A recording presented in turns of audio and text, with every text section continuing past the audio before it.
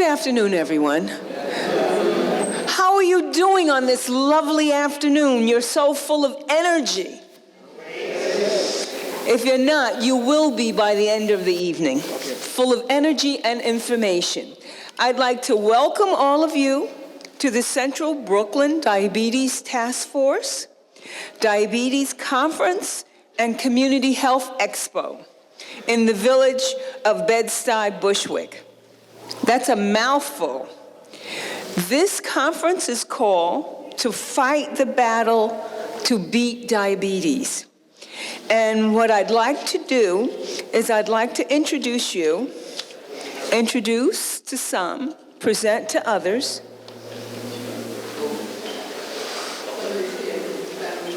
the founder, Minister John Williams. But before I do that, I'm going to welcome you, and I'm going to pray and ask God to bless this meeting.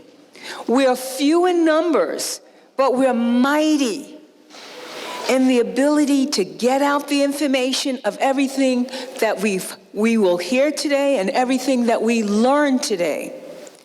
Because technology has made it possible for all of us to send out positive information, the positive information that we're going to gather here today, to the world.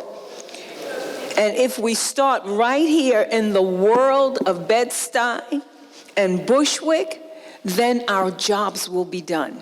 But what I'm going to ask God to do is just bless this meeting. Oh, Pastor Dingle, would you come and bless this meeting? Thank you. Open devotion. Can we all stand? Thank you so much.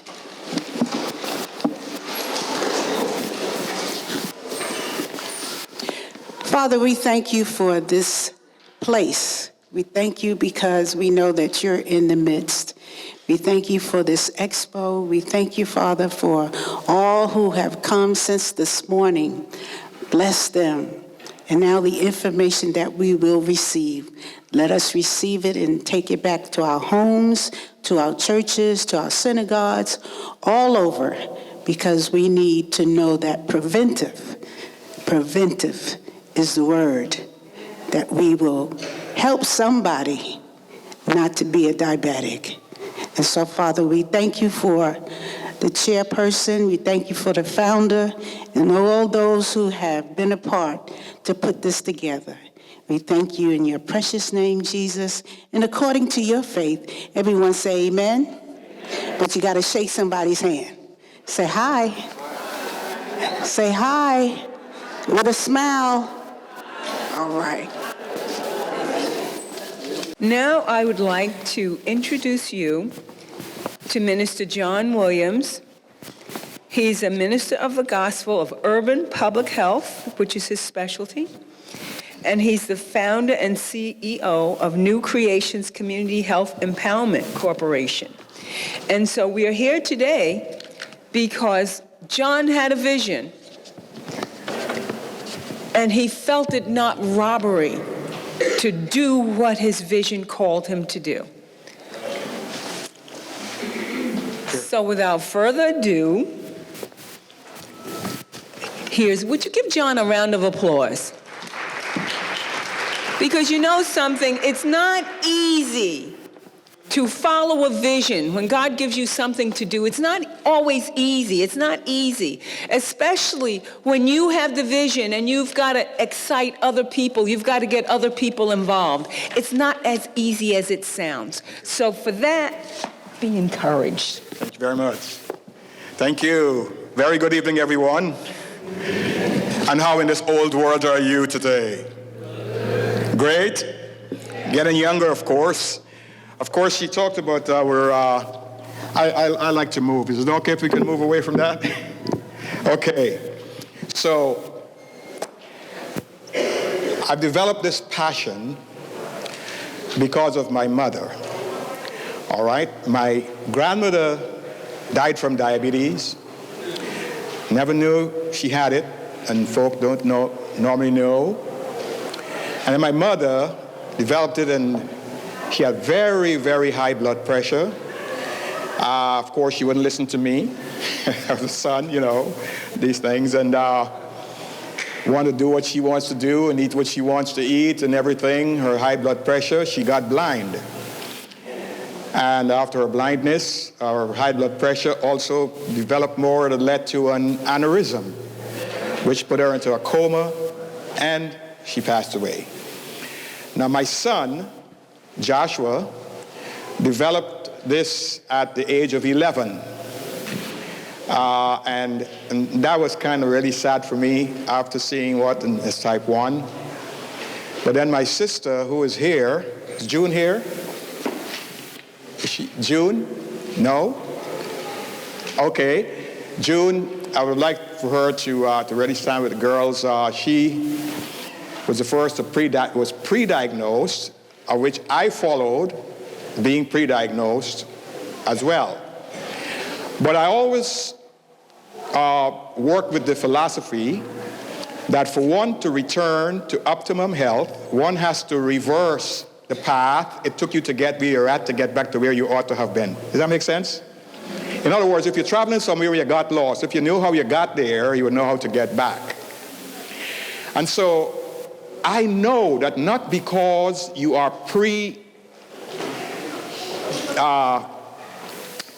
genetically, disposed to a condition that you have to suffer from it. And so I kept it at bay for at least 14 years, because of my teaching and lifestyle. But then I knew that I moved away from my lifestyle for a bit after I tried running for city council, eating here and there and running around, doing that. And boom, it hit me. And my good friend and partner for over 30 years, I applaud Suny Downstate as a partner with us in our ministry in this community. Dr. Barnes said, John, you got to go to the emergency room. So I went to Kings County, and sure enough, I was going around with all the symptoms, the blurry vision and drowsiness and everything. I got there. My sugar was 574. And obviously, folk get into trouble with that kind of level of sugar. Hemoglobin A1C was 12.8. And, they were all scurrying and hurrying and wanted to put me on a gurney. I said, no, I was just moving around okay. And God bless her heart, she's just walking in. That's Dr. Banerjee, that's walking in. I love this lady so much, it's no joke. Because I said, if you knew how you got there, you'd know how to get back. I started a process. So they slapped me some insulin, brought it down to 3-something, sent me home, put me on glipizide, metformin, high blood pressure pills, cholesterol pills. I didn't use those. But within the first 2 months, I had to get off the insulin. And then within the next 4 months, I had to get off the glipizide because it was scratching my skin, my sugar went down so much. And then finally, before the 9 months was up, I had to come off the metformin. Obviously, I put on a 6-month belly, remember that? 6-month belly, everything, you had to get rid of all of that. But thank God, within 9 months, I was able to completely come off of all medication and purpose in my heart for the rest, thank you, for the rest of my life, the how much more that I have, that I would like to see as many people get off of those medications. Now, we have lots of professional and doctors and medical folk here, but I want to tell you, I always say, I love this woman, Ellen G. White, who in the 1800s declared that all drugs are poison. All right, and I say that before any scientist, professional, all drugs are poison. And why she said that in the 1800s, we have what is called a PDR, is that right?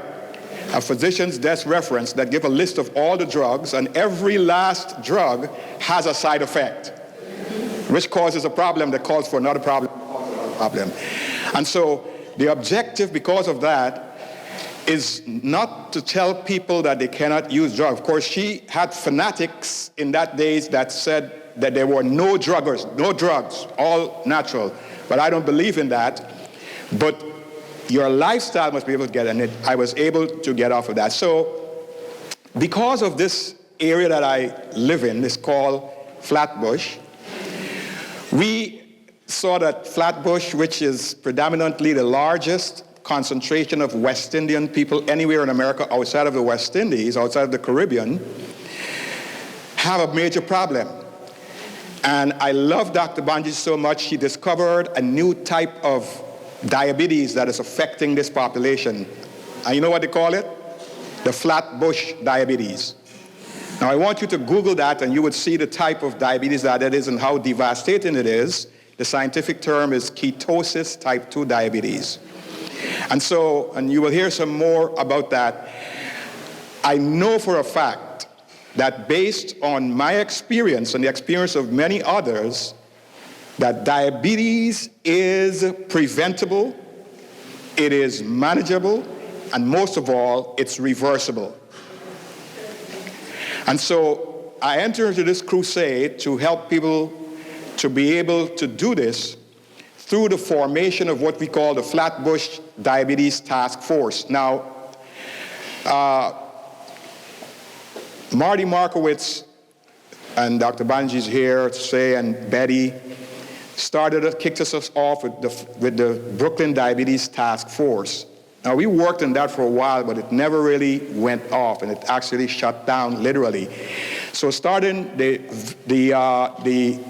Island of Flatbush Diabetes Task Force to deal specifically with this type of diabetes that is affecting this population, we started the task force with our good new Borough President Eric Adams in 2016. That was April 2016. He helped us to kick that off. And he, the same time as he was helping us to do that, announced that the month before that, he was diagnosed with diabetes. And so we all started together with this crusade.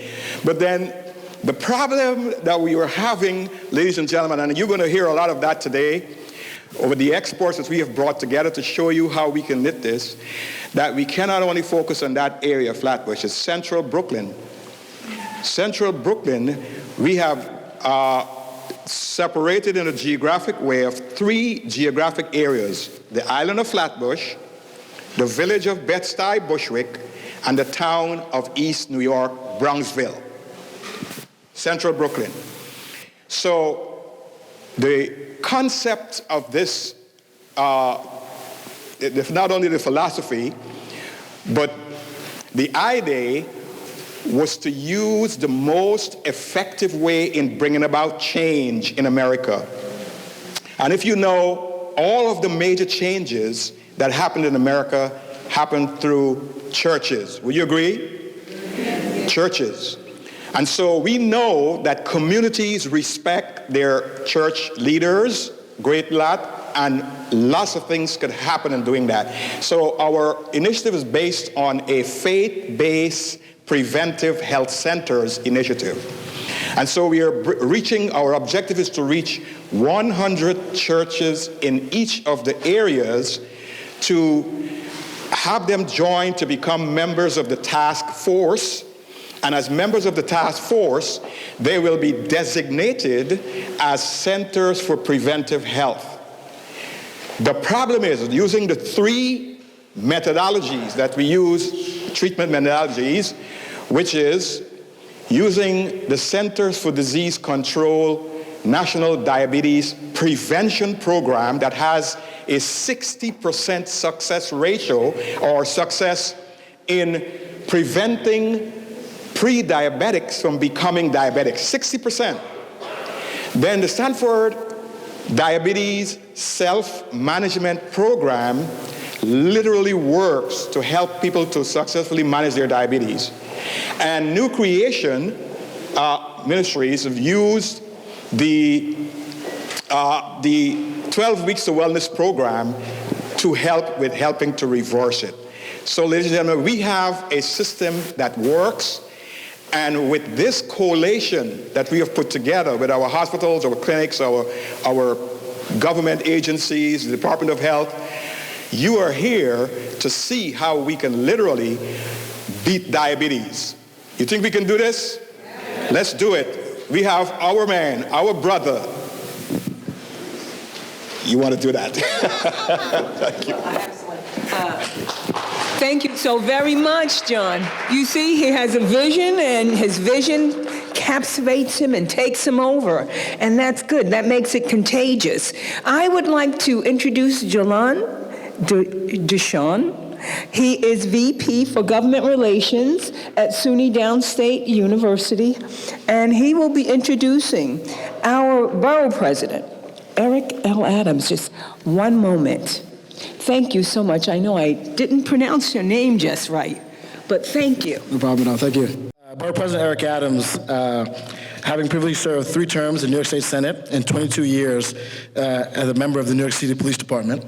After being diagnosed with type 2 diabetes in 2016, adopted a plant-based diet and successfully reversed his diabetes. He successfully introduced and passed health-promoting legislation and policies such as Meatless Mondays and Intro 238, which required schools to remove processed meats from their menus. Borough President Adams is working hard to ensure that all Brooklynites predisposed to are suffering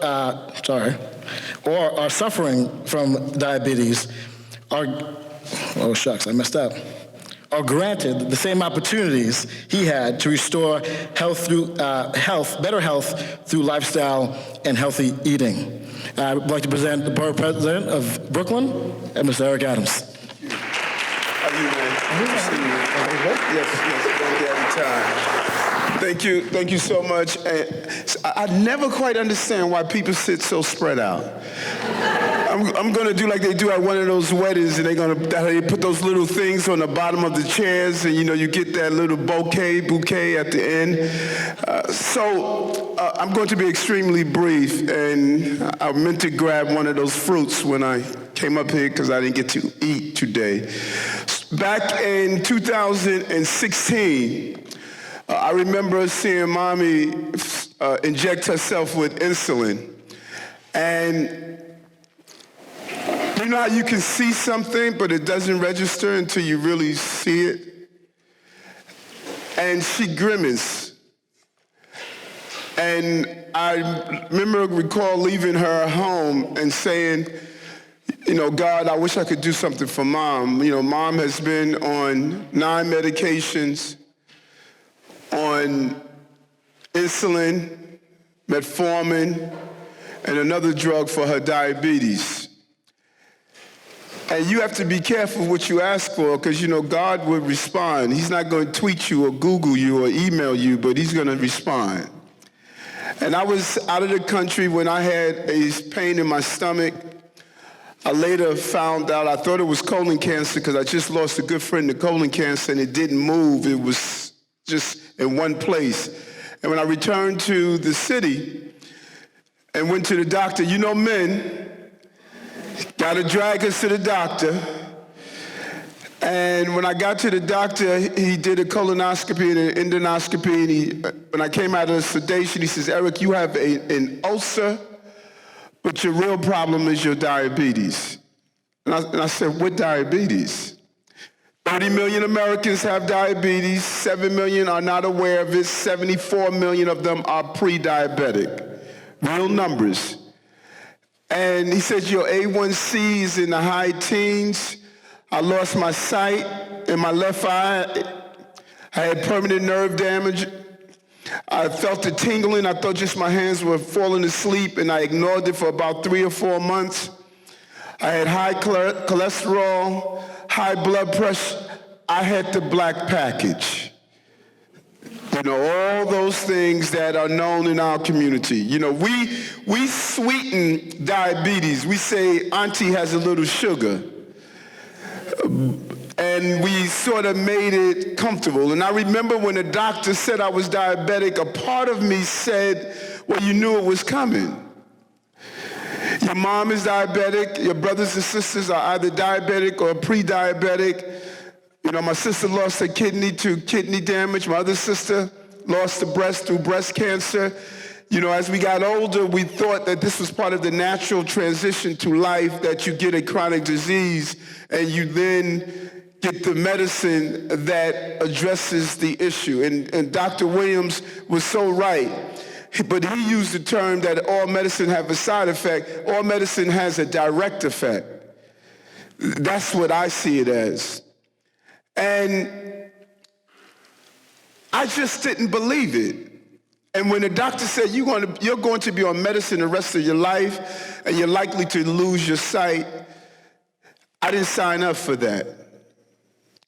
Diabetes is the number one cause of blindness, number one cause of non-trauma limb amputation, one of the leading causes of heart disease, and so many other things come out of diabetes. So I went to my computer and I did something scientific. I Googled reversing diabetes.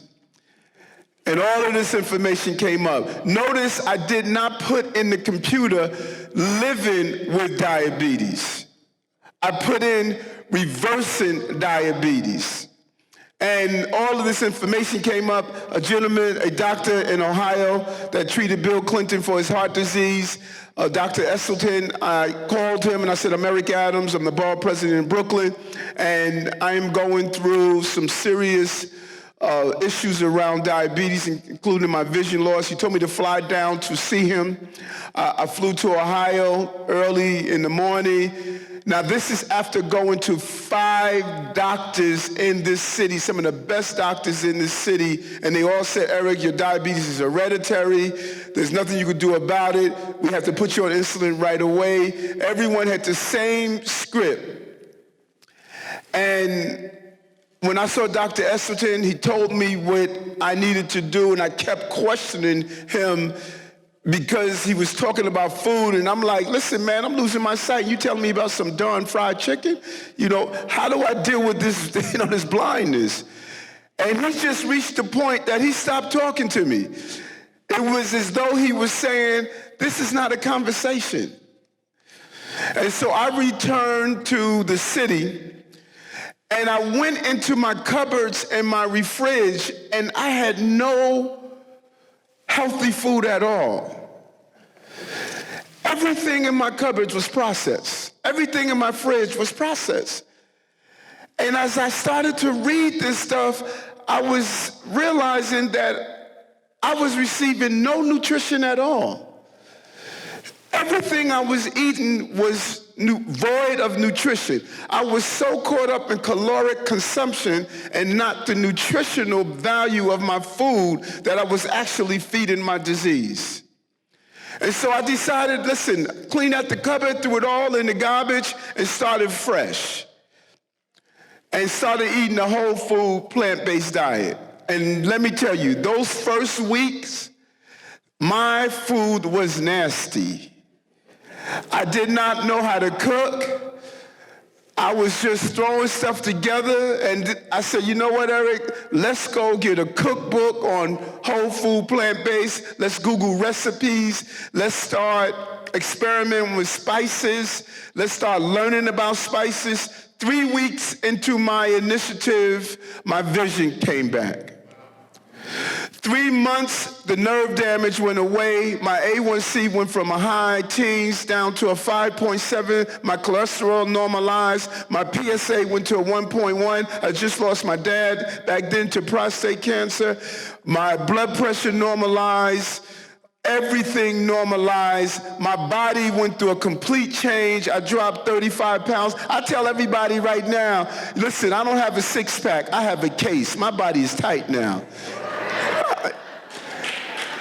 And, you know, I get out of the shower sometime and I say, damn. And my energy changed. My focus changed. My sleep patterns changed. Everything about me just changed throughout that moment. It was as though my body was saying, as that old song, at last, it was saying, at last. You are feeding me food and not food-like stuff.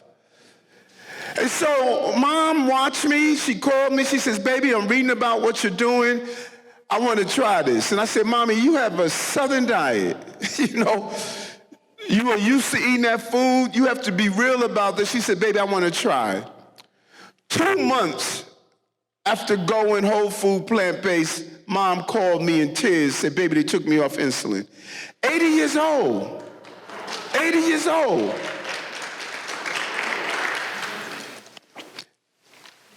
If you want this, you can do this. And no one can convince you but you. All the stats say we're living longer.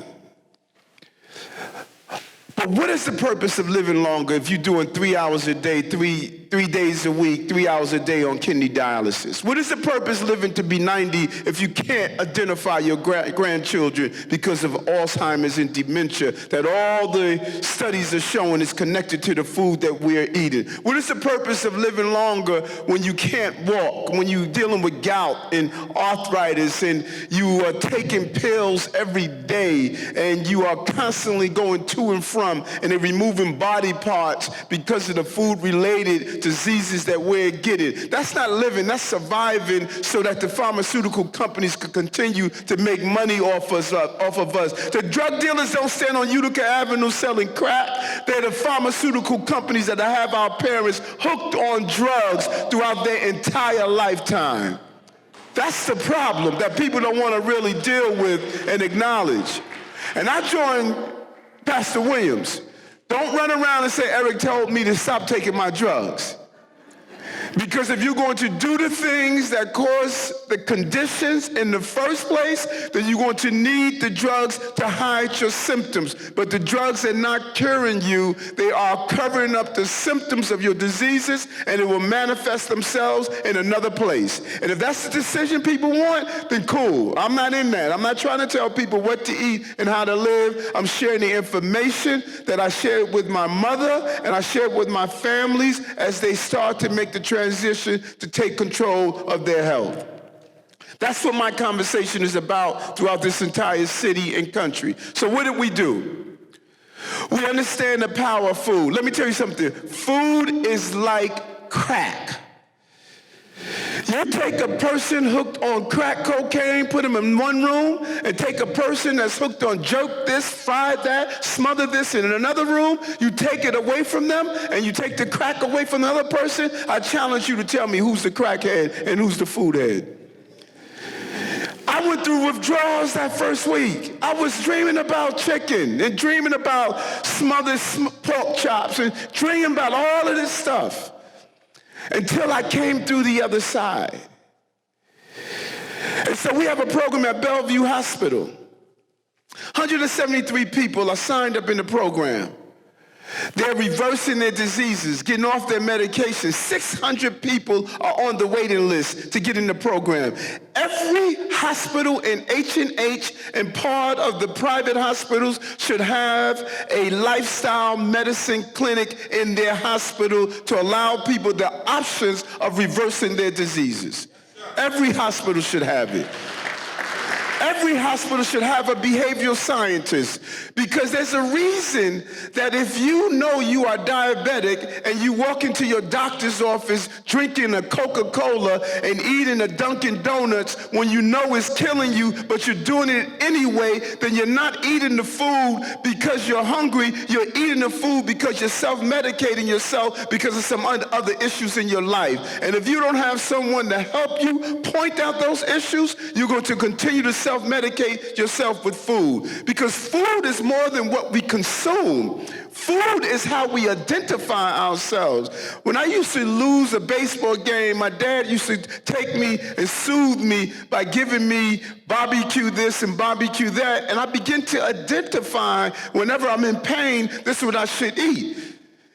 We sit around the table on Thanksgiving praying for Cousin Mary who's going through cancer. Then we bring her the food to the hospital that caused her the cancer in the first place. Someone has colon cancer. They go through the surgery. They roll them back to their room in the hospital. And right in the room, they have the food that caused the colon cancer in the first place. We have Ronald and Kentucky Fried right in our hospitals. That's the reason you in the hospital in the first place. And even better yet, our babies. 70% of 12-year-olds have early signs of heart disease. We were serving them food, processed meat in schools. That's a type 1 carcinogen. The WHO said processed meat is a type 1 carcinogen equal to cigarette smoke. Yet we were serving it to our children every day. And then we wonder why the Department of Health is spending millions of dollars to fight childhood obesity, childhood diabetes, childhood asthma. We feed our children 960,000 meals a day that cause childhood obesity, childhood diabetes, childhood asthma. Bed-Stuy, Brownsville, East New York has junk food. Park Slope has whole food. And then we wonder why our children are sick. Missing days out of school. Growing up to be obese, growing up to have diabetes, growing up to have asthma. We're feeding them the food. Many of our children are eating 2 meals a day in school that are unhealthy. Then they go home and have an unhealthy meal, and then we wonder why they can't sit still, why they can't learn, why they're dealing with other healthcare traumas and crises, because we're feeding them to have a destructive life, and we're giving them habits that they're going to take throughout their lives. That's why they know at 50, go take this test, at 60, go take this test, because if you live on an American diet for a certain amount of time, you're going to deal with the American illness all over the globe. You had healthy communities all over the globe that were living healthy for years. Then came Ronald. Then came the Colonel. Then came the cancer. So this is our journey here in Brooklyn of helping people to live healthy. And so I want to give to you, in my conclusion, I want to give you my cell number. And if you are interested in what I gave to my mother, you text me and say health. And I will send you the information all in one text. Now, this is not a cell number for you to call to hang out. 917-335-3179. And if you would just say health, I'm going to send you what I sent my mother and what I have sent thousands of other people in this city. Your doctors are part of your health team. They don't control your life. You control your life. You control your destiny. They are part of your health team. And if you have a doctor that does not believe in reversing or minimizing your medicine intake, you need to find another doctor. If they're not on accord to a healthier lifestyle, then they're not going to make sure your life is healthy. And I'm unapologetic about that conversation. So I love you, Brooklyn. I thank you, and let's live and be well. Thank you very much. Thank you so very much for taking the time out of your busy day to come here to speak with us. Borough President Eric Adams, I do appreciate it. We all do. So let's give him another round of applause. We have a little change in our schedule. Now we have Dr. Laura Lee Hall, and she's going to speak to us on the importance of vaccination for people with diabetes. I'm just going to give you a little bit of her resume, just a little overview. She is the president, Center for Sustainable Healthcare Quality and Equity, a part of the National Minority Quality Forum. Dr. Hall is the president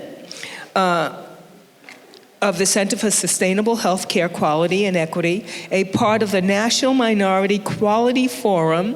She is dedicated to translating big data into usable information to promote health equity. So what I'm going to do is I'm going to let her tell you all about it. Let's give her a round of applause as she comes forward.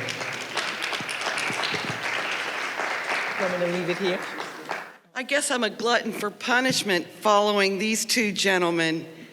Reverend John, thank you so much We're really proud to be able to support all of you in the most important ministry that you're doing. I apologize for asking to be moved ahead in the schedule.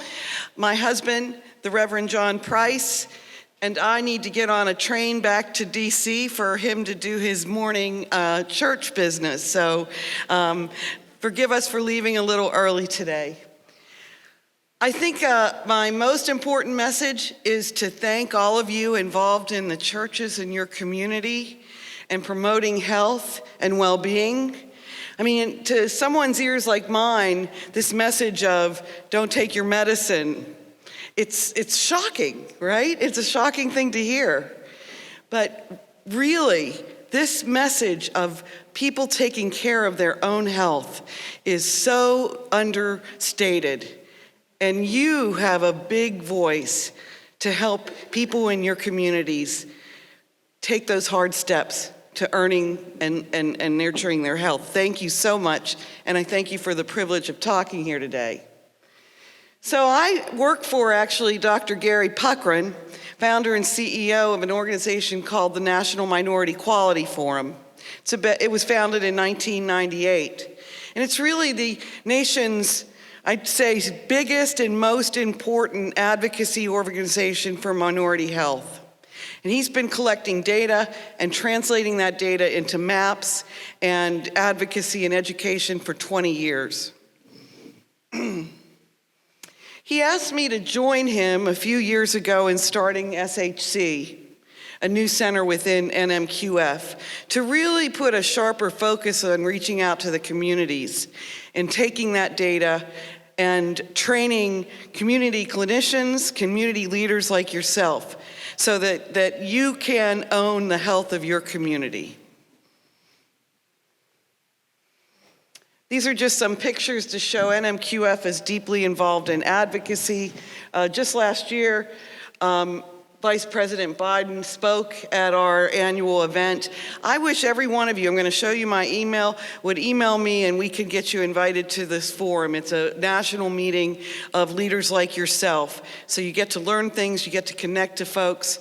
That wonderful picture on the right-hand side, let me see if I can use the laser here. Not so sure.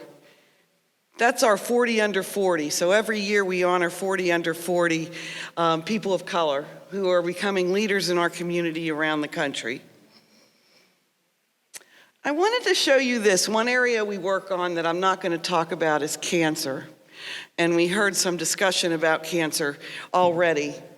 It is true that for many cancers, people of color get the disease earlier, get a more virulent form of the disease, and or do not get screening in a timely fashion or treatment, and thus succumb. It's a huge issue, and we're working on a number of cancer initiatives to help people in the community, again, promote early screening. We have maps, and I would like each and every one of you to go. I'll show you what they look like to the maps that will show you health information about your zip code, so you could really understand your needs and your population. It's our hope that this isn't just data for academics, and we love working and partnering with our Suny Downstate academics, Amy and Elizabeth, Tanya as well, at Arthur Ashe. But this is really for you all to understand your community's health needs. And you see, we work with lots of folks around the country to bring a message of health promotion. So I'm here to talk to you about vaccines, which I think has become a dirty word in the last several years. And I never dreamed in my life, I'm a neuroscientist by training, that I would be out proselytizing about the influenza vaccination. But this is a kind of an easy one for me. Even with vaccines that are not 100% effective, flu vaccines, there is much life that is saved. In this year, 2017 to 2018, 50 million Americans got the flu. Nearly 100,000 went to the hospital. and nearly 80,000 people died that year. Of those, with only 40% of the population getting the vaccine that was only 40% effective, you see the numbers of lives that were saved and illness averted. Last year was a little bit of a lighter flu year than the year before. Nonetheless, probably about 49,000 people died last year in the United States from the flu. That's that last box there. I'm trying to convey to you that the flu is a very serious illness. So I looked at this, I'm a little bit behind, and that we've got 2% of all doctor's visits this year were related to flu-like symptoms. It's early in the flu season. I leave you with this URL to go on the internet, and you can keep track of the flu and how it's for affecting your community. I was lucky enough to work with some of the not just best minds in research, but also clinicians and healthcare providers and community leaders to look at the flu and its impact on older people in the United States. What all the data showed, and there was a gasp of aha, us in our little siloed academic circles didn't quite put the pieces together. But older adults are extremely vulnerable to the flu. And it is not uncommon that a bout of the flu for those 65 and older to begin that slippery slope to the loss of independent living. People didn't quite put that together in this room, and most folks don't realize that risk. The other thing that I don't think many in our system, in our communities understand is that while our immune systems get a little less vibrant as we get older, there are newer vaccines that actually address that. So you get older, your immune system's less strong, but there are newer vaccines that can help fight the flu. The gaps in terms of flu vaccination vis-a-vis racial and ethnic disparities are jaw-dropping, and I'll show you that. And we kind of resolved that we just didn't want to write another paper and go on to our next advisory group meeting, but that we needed to make some change, and I'll show you why. So this is flu vaccination rates that the government reports since 2010. So that line looks almost like it hasn't improved at all, right? Think of all the money spent and all the time on flu vaccine development and communications and education. Under 50% of the population gets a flu shot. Even went down. This last year went up a little bit because the previous year had so many deaths.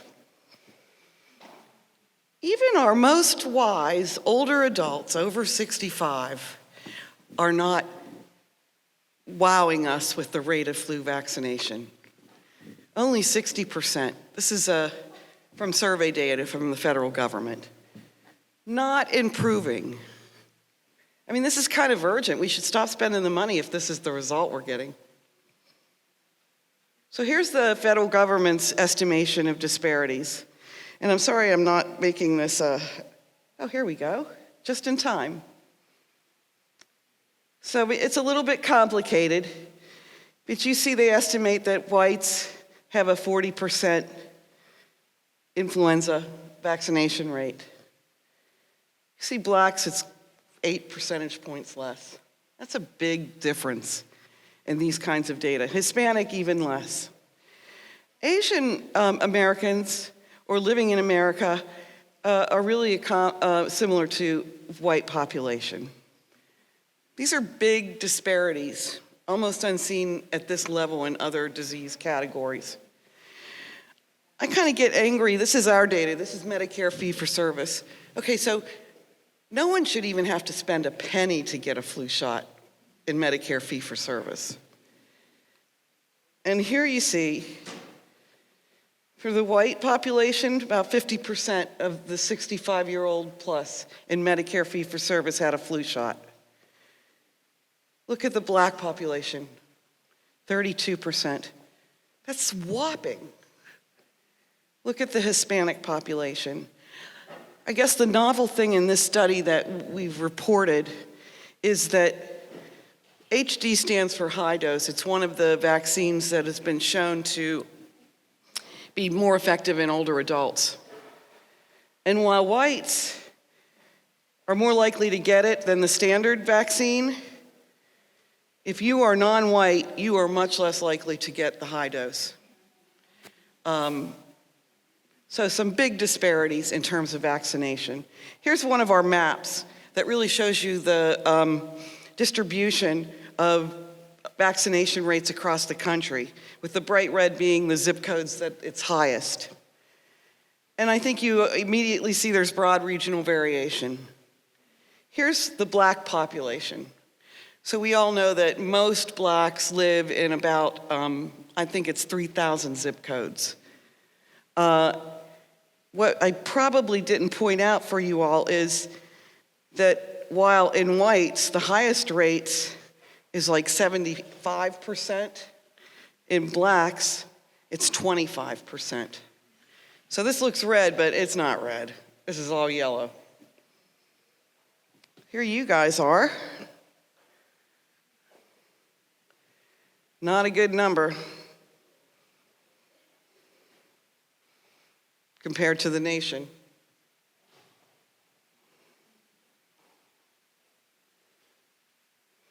And this is among blacks. So, not a good number, even compared to blacks across the nation.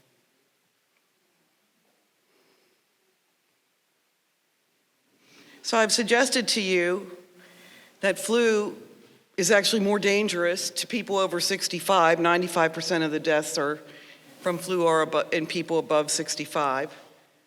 And also people with various chronic conditions, many of which maybe would be reversed with some good diet, but nonetheless, it's a serious risk to these populations.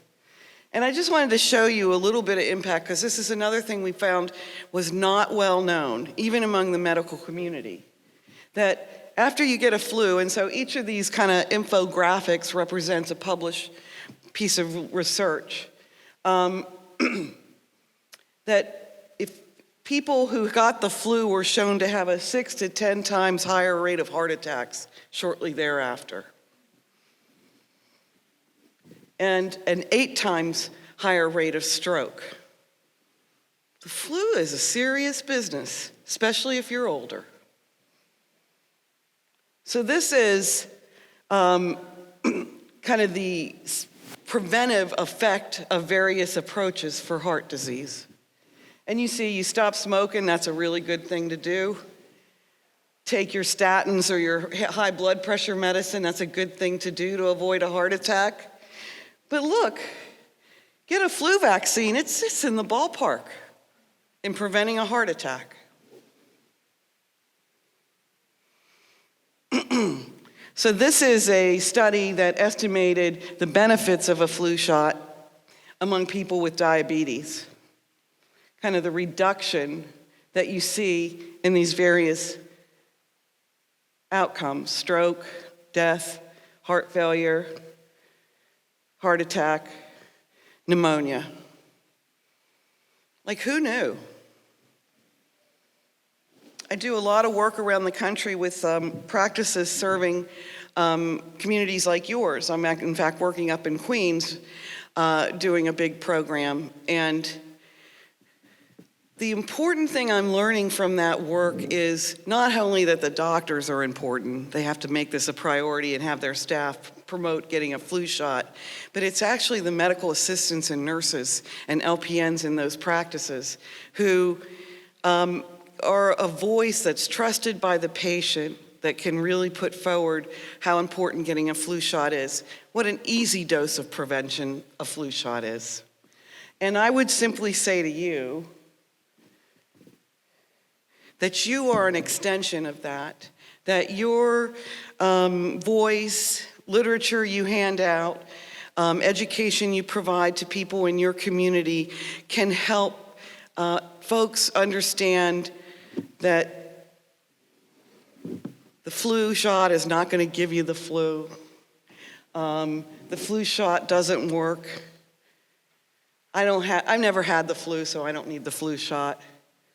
A variation. These are common objections given that you can respectfully communicate to the people you have influence over, people who trust you and your word. So that's really the reason I wanted to come up and talk to you all today, even though it's about diabetes, is I know that your voice is really important. There's so much room for helping folks in your community improve their health through this simple preventive measure. And this is the website for our map where you can get resources. That's my email address. Email me. I have some posters that will be available to you, so email me. And I'm glad to answer any questions now or via email.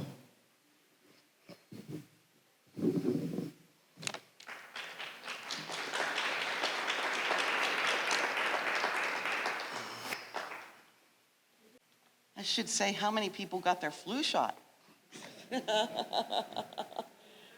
So look at this, that's good. Yes, ma'am? Thank you so much for your presentation. I like the fact that I can have access to statistics and maps and so on, so I'll be checking it out. Thank you. My question is around, is the flu shot the only preventative prevention for the flu? Because I know for a fact that it causes, especially older adults, some serious debilitating results. Just recently, I know of one woman who had the flu shot and she fell, she was unable to walk, and since then she's been walking where she walked, with some debilitation now. She needs to have a walker to walk. But I'm saying that to say that, it's just like what we're hearing today. I don't take the flu shot. I remember myself taking the flu shot some years ago. And I worked in a hospital, and I sat in that chair, and the woman who was about to give me the flu shot said to me, well, there's some mercury in this medication. And it's like, what on earth? And I'm sitting there, and I basically had no choice because I was already primed to take this. But since then, I've never had another flu shot.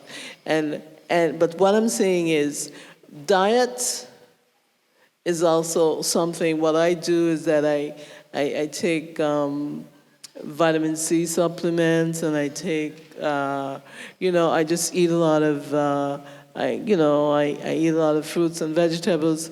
So, your presentation sounded more like the flu shot was the only preventative thing that we can do to not get the flu, which I think is somehow misleading, or that it was the only thing that those populations were more likely to do to prevent the flu as opposed to the minority populations. I hope I'm... Yeah, that's the question. The question is... I thank you for that question, actually, on a number of fronts. And people are probably saying, you thanking for that question, huh? First of all, I'm not a clinician, and I'm not going to pretend to know all the clinical literature and practice. There's some folks in the room who may be able to better address that. The CDC's own site says hand washing and covering your mouth with your arm are preventive measures. To my understanding, a flu shot is the best way to prevent the flu. It does not have mercury in it. Vaccines used to have mercury in them. They no longer do. They can cause a reaction, especially if you get the high dose. You get a tenderness in your arm often. You can get a little low-grade fever. You can feel a a little bit sick because your immune system has been stimulated. But I don't want to be a poser as a clinician, and I'd invite other clinicians to hearken in. But the reason I'm really glad you raised that, there's a lot of people who are afraid or have concerns about about vaccines in general. And in an era of uncivil dialogue, it seems in every sector of our society, I think it's really important for us to have conversations about things like this in a way that is honoring different viewpoints and sustains a good relationship so we learn together. So that's my best answer to you, ma'am, as far as my knowledge is.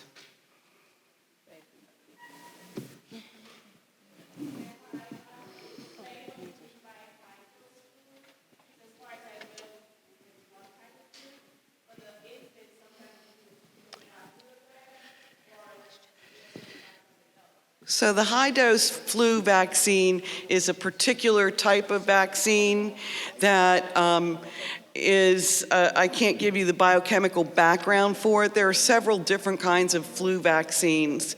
And what I will refer you to is the CDC's website, which lists all the vaccines available. Most people are getting the quadrivalent this year, and older people are mostly getting the high dose. I thought I saw someone over here. Okay, it looks like my time is up and I'm getting the old cane. Thank you so very much. Let's give her a round of applause. That was valuable information, especially when you consider being a diabetic. If you know a person who is a diabetic, they tend to get sick more often. So encourage them to do everything that they can to keep from getting the flu. So we thank you so very much. Laurel, we thank you for coming here, and we thank you for taking the time to be with us here in Central Brooklyn today. So at this time, I'm going to call Amy Appleby, and she's going to talk to us about the true diabetes crisis that's right here in Central Brooklyn. Let's give it up for her. Come on, you can do better than that. Woo! Thank you so very much, Amy, for your work. Come. Thank you for your work, and thank you for being here today. Good afternoon, everyone. I don't want to bore you with all the data, but my goal here is really to contextualize what we're all experiencing in our families, in our community, and to contextualize it within the existing sort of evidence and data that we know, to communicate really how much of a crisis it is that we're experiencing here in New York City. Okay, so I don't have a few slides, but these are the, if there's anything that I want you to take away from here as you leave, these are my main sort of talking points that I'd like you to, take away with you as you leave here. We all already know that diabetes is a global public health challenge, and I'll show you some of that data in a bit. And it's also a huge economic burden on the U.S. economy. And also, people don't know this, but when you compare what we're experiencing here in New York City to the US overall, diabetes is actually more of a serious problem in New York City, and in particular, Central Brooklyn. Diabetes is associated with city living, urbanization. And then finally, we also know, as we've heard this theme already early in the conference, that diabetes and diabetes deaths, in particular, in New York City disproportionately affect people of color as well as people who are poor, okay? Okay, so as I was saying, diabetes globally is increasing. And this just shows the figures, the latest figures globally, what's going on, right? So, it has gone from, in 2000, 151, let me figure out the pointer, 151, I think this is 151 million diabetes cases in the world, to now we're at 425 million. Okay, so that's a pretty dramatic increase. And then, as I was saying, it's a costly disease. Does anyone have a sense of how much we spend on diabetes? In particular, every sort of variation of diabetes. Diabetes, pre-diabetes, as well as gestational diabetes. The diabetes that we women get when they're pregnant. Does anyone have a sense of how much we actually spend on treating and dealing with diabetes? Excuse me, 4 billion? That's close. We spend $404 billion on treating people with diabetes, with pre-diabetes, and with gestational diabetes. And that is the latest figure. This just came out in 2017. This is the latest figure we have in terms of what are the healthcare costs associated with treating and caring for diabetes. Now, to put that in perspective, I was like, okay, what does 404 billion really mean? You know, how do you compare that? How big of a number is that? And so what I have here is I graphed the cost of diabetes that we have, which is 404 billion. I compared it to the sizes of different countries' economies. Okay, and so here you see, here we spend 404 billion in treating and dealing with diabetes in the United States, which is slightly lower than the whole gross domestic product, which is basically the whole, economy of Argentina. It's higher than the entire economy of Colombia, and then of course it's almost more than twice the size of the economy of the Ukraine. I mean, so it's pretty large. The burden is significant, and it's something we can't avoid. We can't deny that this is a major problem. Okay, so this reflects the latest data on diabetes in New York City. So the pie chart here, the blue on the left is a proportion of New York City that's not affected by diabetes. That's actually that's about 46% of people without diabetes. Now the purple indicates the proportion of people with diabetes. The orange is the proportion of people that have diabetes but don't know it. The proportion in gray are the proportion of people that have pre-diabetes, and this large slice of the pie is 33.5. These are the people that have pre-diabetes, but they don't know it. They're walking around with pre-diabetes and they don't know it. So basically what this figure suggests is that more than half of New York City is suffering or is at risk for diabetes. And that's pretty dramatic and pretty serious. Again, these are just rates. This is the data showing diabetes in New York City. This is, again, the latest data that we have, where government agencies go out and collect blood from the various households throughout, from a representative sample of New York City. And as we heard earlier, diabetes does disproportionately affect communities of color. We see some of the highest rates are non-Hispanic Black, Latino, and actually Asian populations as well. And so all the diabetes rates among all those groups are considerably higher than the rates in non-Hispanic whites. Overall, diabetes rates in New York City are about 16% among all adults. And on this graph, I won't go into detail about the different columns, but basically this data presents the diabetes rates in all of the United States. And again, as I said earlier, here in New York City, we have a more serious problem. So nationally, the rates of diabetes is about 9%, but here in New York City, it's about 16%. So it's almost double the rate of what's going on in the United States. Again, this reflects the wide disparities by racial ethnic group. And as we've known before, Alaskan Natives and American Indian have the highest rates of diabetes nationally. Okay.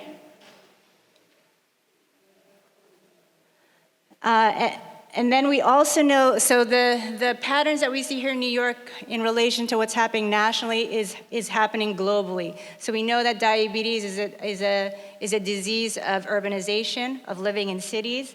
And we know that 2/3 of people living with diabetes actually live in urban areas. And so what is it about city living that contributes to that disproportionate risk, that elevated risk of diabetes? Another theme that I'd like to communicate is that we have large disparities by race. And so here we see that certain centers or certain areas in New York City have a higher rates of diabetes. And these are areas of New York City that we know have been historically underserved. We have South Bronx, East Harlem, and here we are, Central Brooklyn. These rates reflect the diabetes rates from 15 to 22%. Okay, so we're right here in Central Brooklyn. I know within Central Brooklyn, East Flatbush has the highest rates. Okay, and I already mentioned this. In New York City, blacks and residents of high poverty rates die at twice the rate than when you compare them to non-Hispanic whites and people living in low-income neighborhoods. And then another statistic that I think is important to know and to sort of raise awareness about so that we could get people making the decisions, policymakers, mobilize around this issue is that in Central Brooklyn, which is actually, again, one of the pockets, as I said, in New York City that has the highest rates. In Central Brooklyn, 9 out of every 10 patients with diabetes has an ER visit. Which could have been potentially avoided. So again, just a statistic or just a data point to suggest that, people are walking around with diabetes and showing up to the hospital or to the ER too late. And then finally, something I want to communicate, again, the issue that where people are walking around with diabetes and really not getting the kind of wellness care or preventive care that they should be getting. We also are suffering here in Kings County and Brooklyn with regard to lower limb amputations. If you see here, this is the national average. Nationally, 4.1 out of every 100,000 people have lower limb amputations, but the rates in Kings County or Brooklyn and the rates in Bronx are significantly higher. So Kings County is like almost 7 times higher than the national rate. Okay, so it's pretty dramatic. It's serious what's going on in Brooklyn. But thankfully, we have hope, and we're going to learn more about the solutions and our vision from Minister John Williams later on in our program. But I want to emphasize that our response is we do have a response that's based on the evidence that we know, the science that we know. It's based on, it builds on the community assets that we see around us, in particular building on the strengths of faith-based health ministries. It's sustainable, and the focus is on pre-diabetes because, as you saw, they represent a significant portion of the New York City population, and we want to be able to prevent that. Thank you.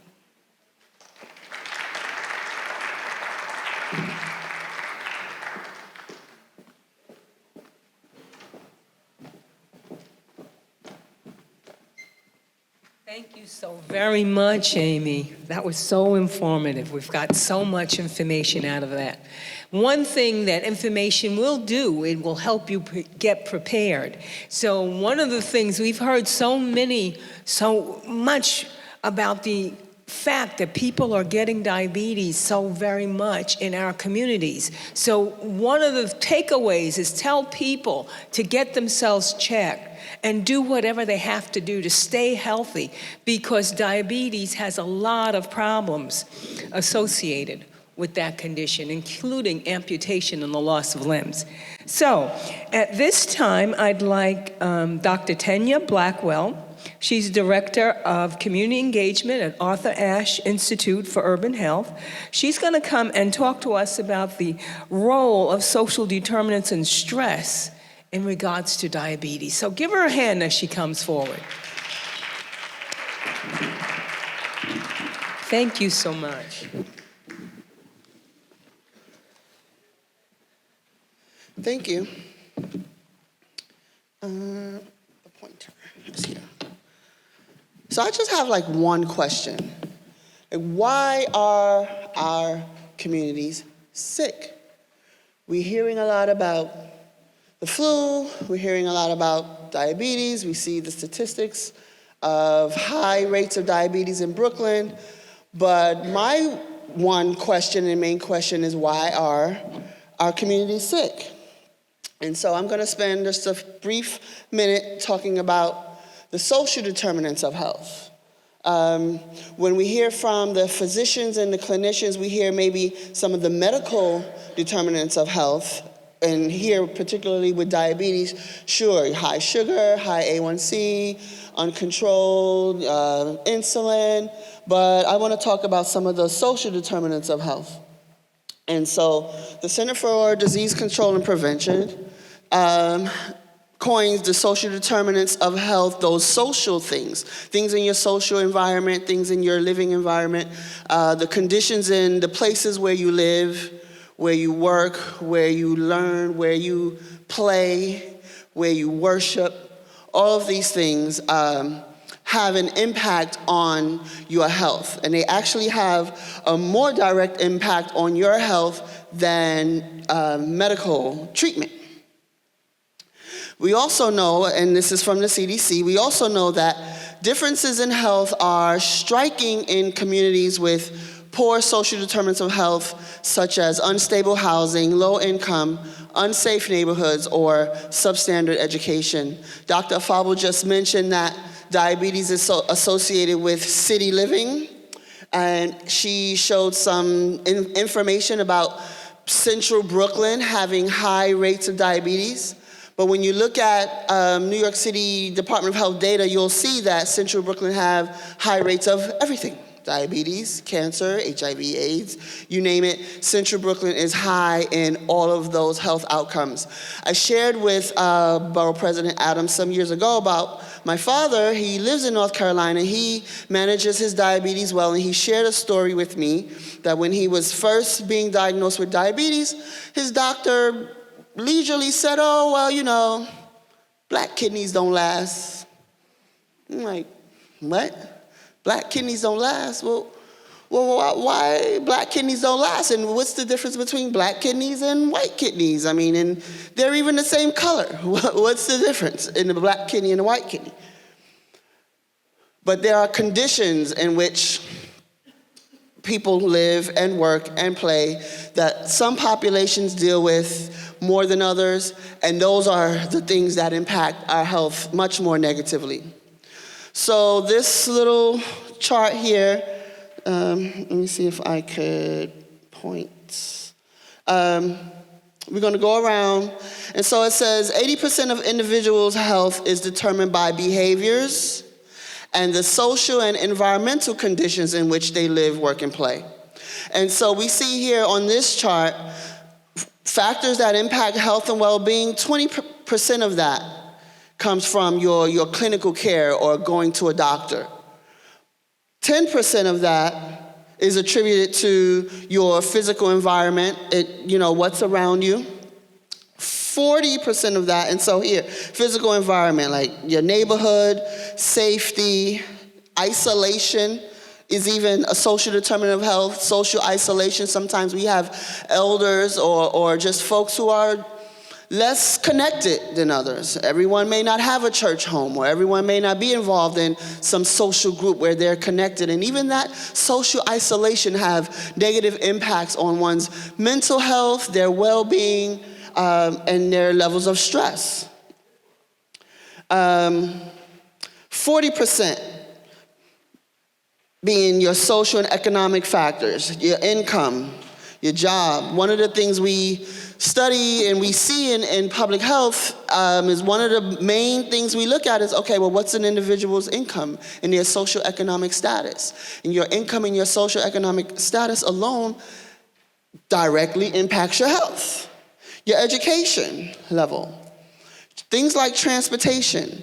Here in New York City, you would think we don't have much issues about transportation. We have many trains and buses, but that's not always true. But in other more remote places where there isn't an intricate transit system that we have here in New York, if it's running properly, to get to things, to get to a doctor or to get to a pharmacy or to get to medication. So one's transportation or lack thereof is a social determinant of health or something that impacts their health negatively.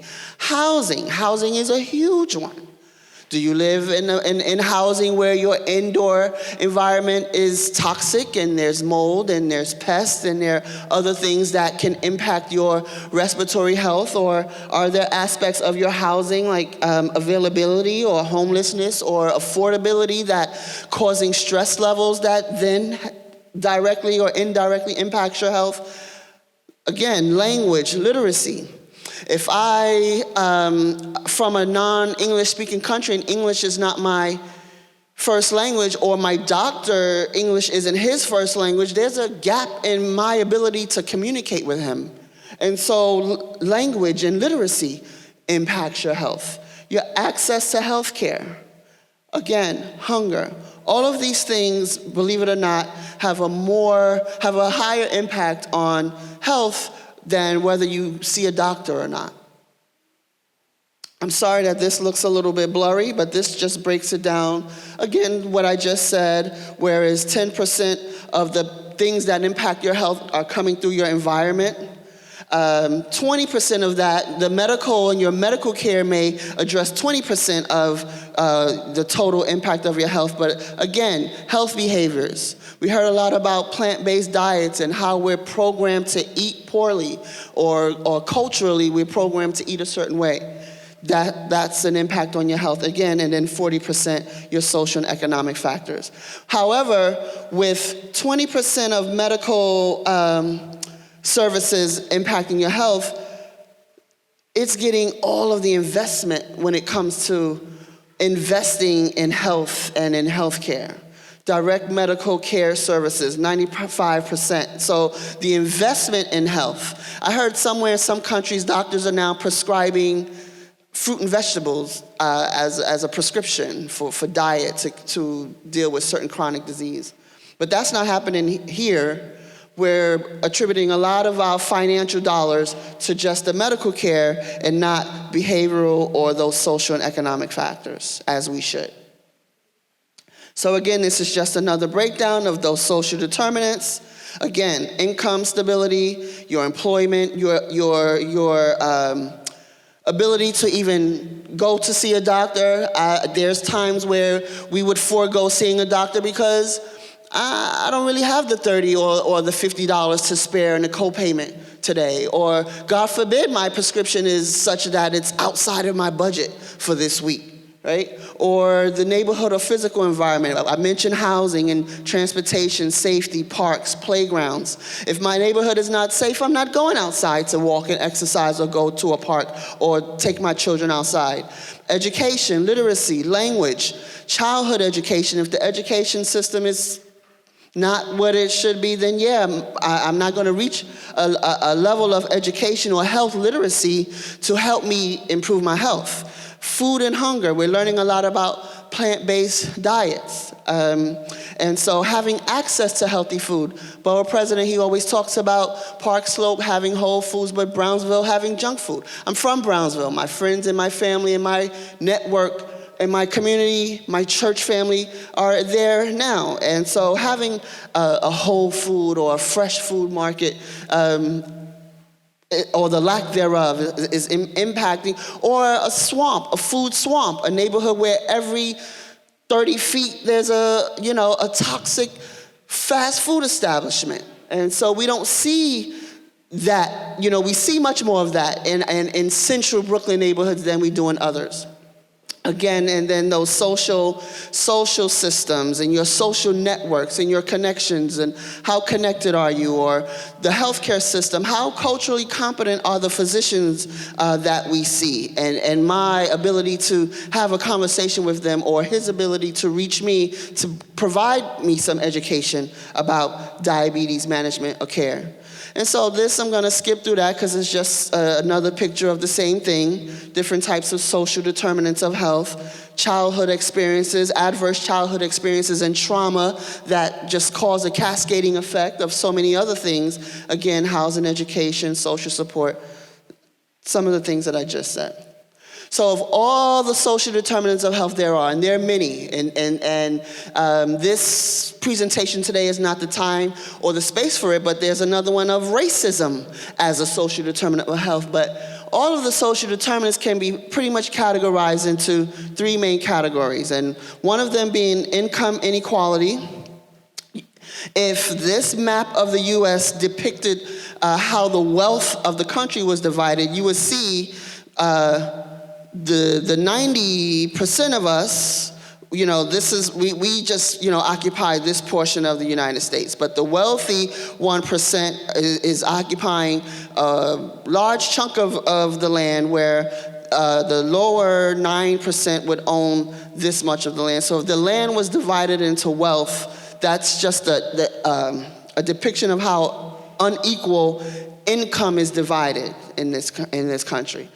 The second one, another most important one, social connectedness. Studies show that belonging, whether to a large extended family, network, friends, churches, faith-based, sororities, that's related to longer life because of the connectedness. It's related to longer life and better health, as well as to community participation. Again, and then environmental quality.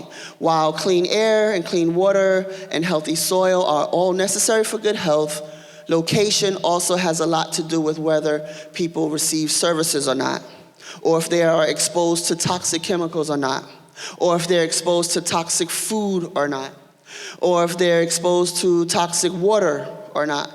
And this is my area of research, environmental health, so I'm really passionate about this one. And this one here, my neighborhood is killing me. Why is it that city living is associated with diabetes and other chronic diseases? And so I always like this slide. I say a tree grows in Brooklyn. There was a commercial years ago that says, I think it's a book, it is a book, that talks, it's a long story, but a tree grows in Brooklyn.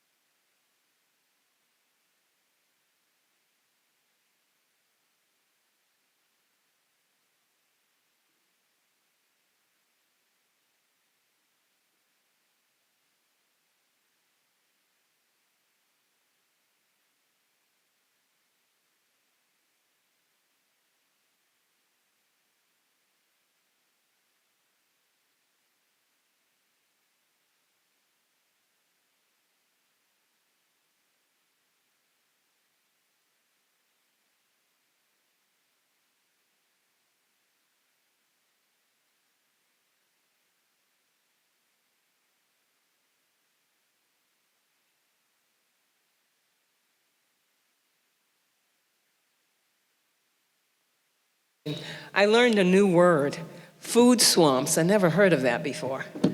But I am very familiar with seeing all the junk food around.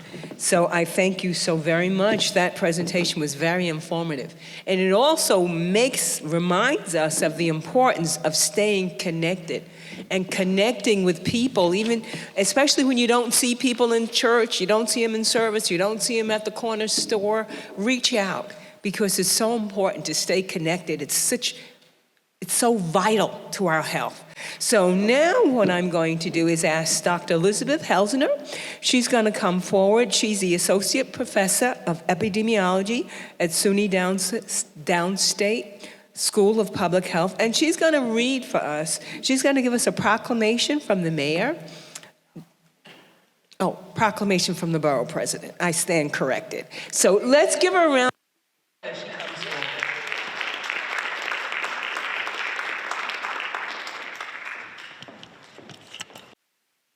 Thank you for bearing with us as we make some slight tweaks to the schedule so that we can stay on time. I was scheduled to talk about consequences of diabetes. However, I think that we've really covered a lot of that material already in the Borough President's remarks, and we'll definitely be hearing more about it from our physician panel. So we're going to set that presentation aside, and I would like to read to you what we have both from the Borough President and the Mayor's office. First of all, this is the first time I've seen this. This is quite a beautiful document that the Borough President left with us. With rice paper on the top, a proclamation, beautiful.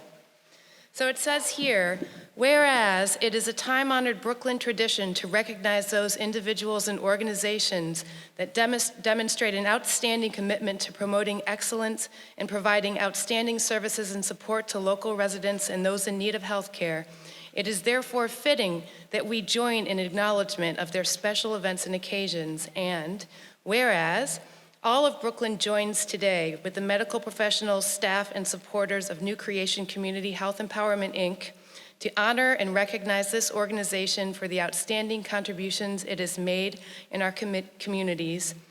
And whereas on behalf of all Brooklynites, I salute New Creation Community Health Empowerment, Incorporation, a community-based organizational arm of the New Creation Ministries Incorporated, a community faith-based organization established in 1985 in central Brooklyn to educate and assist the community on health and the general welfare of residents. I applaud NCCHE for addressing the epidemic levels of diabetes affecting this population, educating, informing, and empowering communities and individuals to take care of their health and their families. I commend them for seeking to serve residents in efforts to reduce the rise of diabetes and other wellness affected the community, and other illnesses affected the community. I applaud them for educating the community on the importance of healthy eating and their creation of the Diabetes Task Force, which works in collaboration with the political and civic leaders, churches, residents, and private medical and health institutions to heighten the levels of awareness. I praise them for compassionately serving patients with care and for all of their efforts towards the advancement of improving the health and quality of life in Brooklynites. And I thank them all for all they have done to touch and improve the lives of many, helping to move our communities forward as one Brooklyn. Now, therefore, I, Eric L. Adams, President of the Borough of Brooklyn, do hereby proclaim Saturday, November 16, 2019, New Creation Community Health Empowerment Incorporation Day in Brooklyn, USA. In witness thereof, I have hereunto set my hand and caused the seal of the Borough of Brooklyn to be affixed this 16th day of November 2019. That's wonderful. And that is really a testament to the work of Minister John Williams and all of the organization that he's done, and also very inspiring as we move forward together. Now, there's one other message that we have here from the Mayor's office. Dear friends, I am delighted to join the Central Brooklyn Diabetes Task Force in welcoming everyone to today's Bedford-Stuyvesant Community Health Expo and Diabetes Conference. A healthy city is a strong city, and my administration is committed to ensuring that all New Yorkers are equipped with the resources they need to lead healthy lives. As we work to improve public health by guaranteeing health insurance throughout the 5 boroughs and expanding mental health services through Thrive NYC, we are grateful to the Central Brooklyn Diabetes Task Force for its important leadership in this work.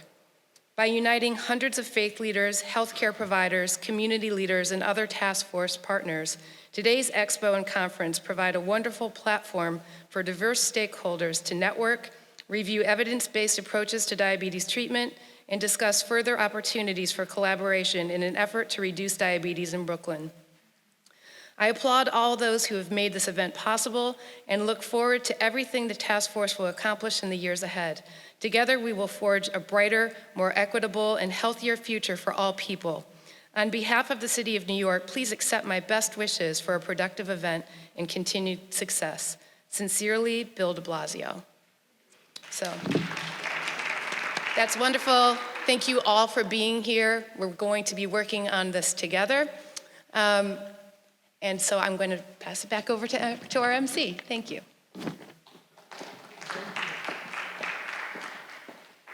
It's wonderful when our elected officials get involved in a grassroots effort.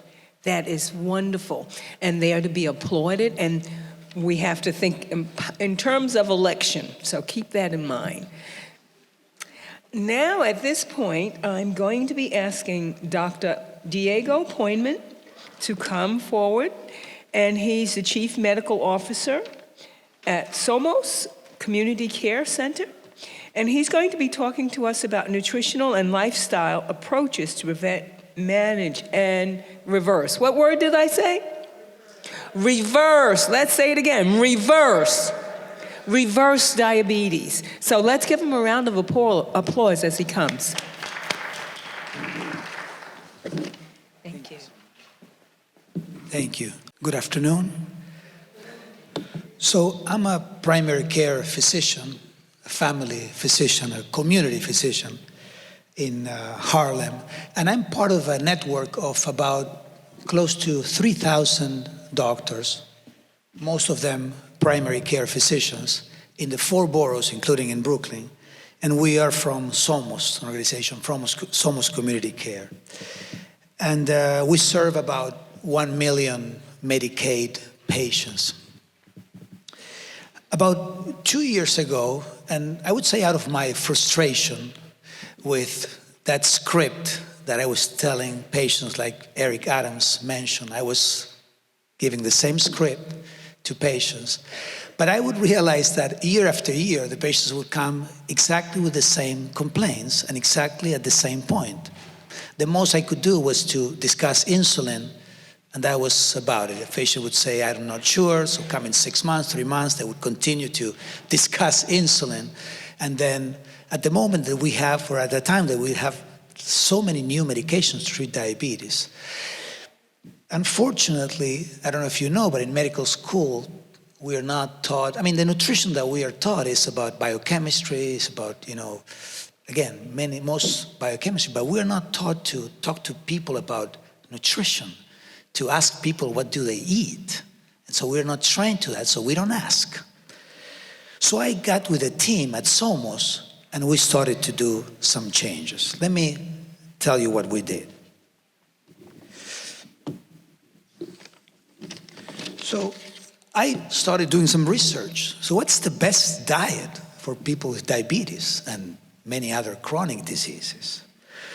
So I came up with a diet that consisted, and I'm gonna go in depth into that, but what we could get some money and treat 36 patients at a time from our offices. 36 because our freezers could, fit 36 patients. We would expose these people to 10 days of healthy food, mostly whole food, plant-based diet. We would give lunch and dinner. We would give some supplies, mentorship, food buying, meal prep, etc., cooking classes. We would work with churches, we would work with schools, we would work with medical offices. We are 3,000 physicians. Some of our offices are like a small apartment, so we could not fit people, but so we could go to the local church in the community and they would open our doors to those programs. Why? You can ask, why this, So I came to this country, first this was my frustration with seeing the patient year after year at the same stage or stuck at the same level. The other thing was, when I came to the US, 1995, I'm from Buenos Aires, Argentina, and I ended up in the Bronx. Didn't know what the Bronx was, but I ended up in the Bronx. The South Bronx was my clinic, and I would see mostly, that the Bronx is 60% Latino. So I could get along with Latinos, same language, same culture, etc. And I would see people from mostly Dominican Republic, but, and other places in Latin America. And I could hear always the same story. We were very active, and very healthy at home, back home. And of course, they were mostly more physically active, probably. But also, there was something about the food. They were eating mostly rice and beans, meat once in a while, like 4 ounces, because it was expensive back home. So they had to, limit the amount of meat. So mostly, again, rice and beans.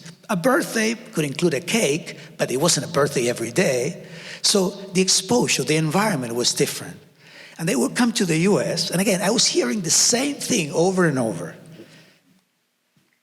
And they would come to the US, and years would pass, the American dream, great things happen in this country, I would say, amazing things, but the food started to change for these people. And now they were eating more meat, and more chicken, and more pizza, and the cheese, and the saturated fat, etc. They were mostly moving to the standard American diet. And again, their health, as it was presented earlier on, they start getting all these diseases of these big cities. So we try to move them to a whole food plant-based diet. We expose them to 10 days because we think, while they're starting to think how to do the changes, we can give the education. We start to work with this power plate.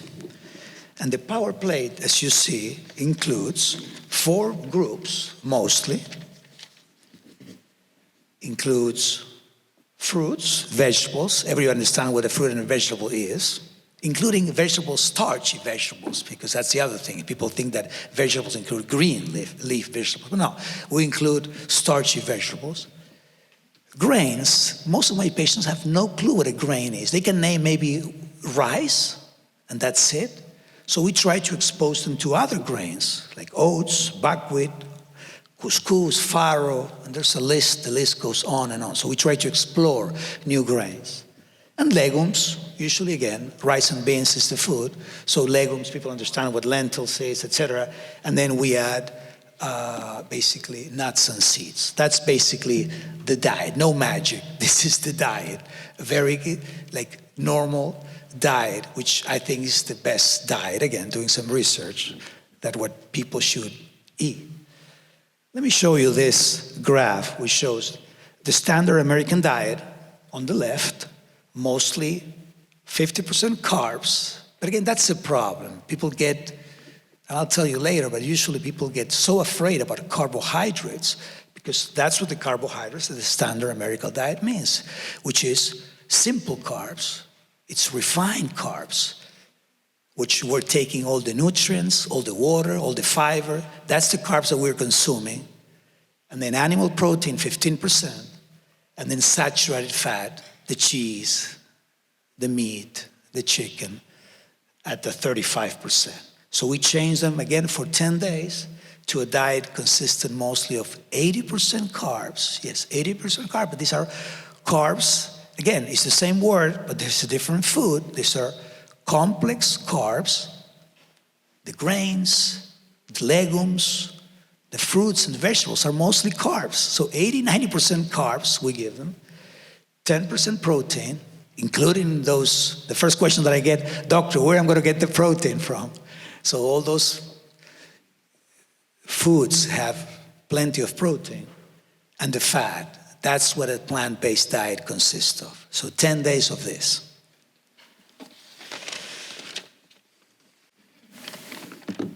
And this is something that I get asked a lot. And this is the secret of the day. If you want to write something or take a picture of this, do it. Because mostly as a family doctor, the main thing that people come to my office is they want to lose weight, right? And this is the secret to weight loss, is calorie density, which is the amount of calorie per gram in a food or in a fruit class. The thing is, we don't talk about grams because no one understands what a gram is, but we talk about pounds. So it's the amount of calories per pound of food. So basically, as you see, you get a vegetable, which is 100 calories per pound, which is very, basically tiny. And then you have oils, which is 4,000 calories per pound. So it's a 40, difference between the two. And then the secret that why our patients can sustain this diet is because if you see, the 80% of the food that we give to, or we provide, or we tell people to consume, stands at the second level, which is about 400 calories per pound. And we know that human beings usually consume 4 or 5 pounds of food a day. Depends, I might a little bit more. So I'm, 6 foot, 175 pounds. But, in general, 4 or 5 pounds of food. So if you're going to give food, like in the second stomach, that you see, that's a stomach, you see, at 400 calories per pound, you're going to be full, you're going to be satisfied because of that fiber, the water, the nutrients. That's satiety. Satiety comes from the word satisfaction. Everybody says, I'm going to start a diet on Monday. I'm going to go green salad for lunch. I'm going to skip breakfast, green salad for lunch, and then it comes 7 p.m. Luckily, you can make it to the second day, and then it's over. Well, if you start changing and thinking, you don't have to think about calorie density, but if you go to those 4 food groups that I mentioned, that's a calorie density of about 400 calories per pound.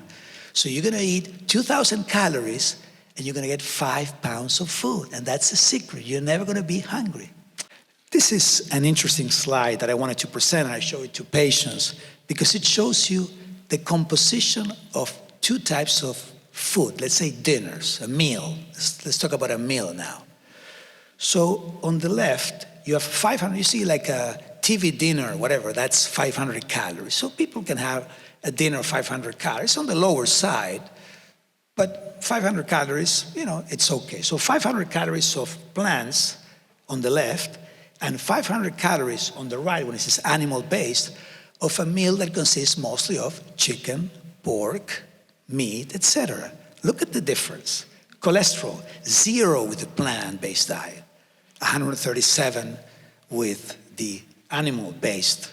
And again, same calories, 500 calories. Fat, see the protein, about the same. This is something interesting, right? You get about the same of proteins with a plant-based diet and with an animal-based diet. Fiber, 0 fiber in animal products. Again, 0 fiber in any animal products.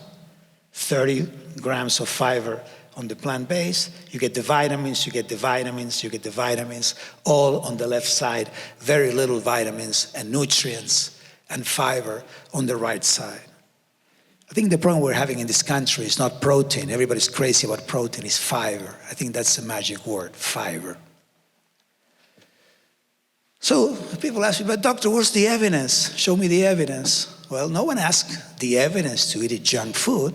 But let's go a little bit talk about the evidence about these epidemiological studies showing how to compare these diets. And these are 2 good studies. One is the Adventist Health Study 2. It's again, a population health study. It's still ongoing, 96,000 people. And why this is good? Because you're comparing the population is 1, and this population was the Seventh-day Adventist. It's people that they don't smoke, don't drink. They usually take care of their bodies, which is they define as their temple. So they're doing good things. The only difference between those groups is some of them eat meat, some of them don't eat meat, some of them eat fish, some of them are vegetarian, some of them are only plant-based, 100%. That's the only difference. So you can compare them very well. The other one is the same study, or same type of study, but in the UK, the EPIC Oxford. So let's see what this study shows. I know that this is a talk about diabetes, but people with diabetes die from heart disease. So heart disease is very important. So look at these 2, for example, compared to similar health conscious. These are very health conscious groups. Some of them eat meat, some of them not. So in EPIC Oxford, 32% lower the cardiovascular disease rates compared to lacto-ovo vegetarians and vegans. And in the Adventist Health Study 2, compared to similar health-conscious non-vegetarians, risk of hypertension was 75% lower among vegans. And that's what we see all the time. We put these people on I don't like the word vegan, because you can eat junk, and vegan is not, foolproof. You can be very unhealthy eating vegan, so that's why I prefer the term plant-based. So we put people on whole food plant-based diets, and they start normalizing the blood pressure in a few days. Diabetes, Adventist Health Study 2, compared to similar groups, 62% lower among whole food plant-based eater compared to others, and 38% lower. So even being a lacto-ovo vegetarian is better than to eat meat. These are compared to people that are non-vegetarians or people that eat meat. What about reversing? Where people are talking reversing diabetes. This is old study, 2006. Dr. Bernard it's the gold standard. It's the randomized clinical studies. He put some patients on a plant-based diet, which consisted at that time of telling people just to not eat any animal products, no dairy, and just to limit the amount of oil. That's what he told his patients. And then he said, eat all what you want. You can eat whatever you want. The other arm of the study was follow the standard the ADA, the American Diabetic Association diet, which includes dairy, includes meat, and also people count. In this diet, we tell patients you don't have to count nothing.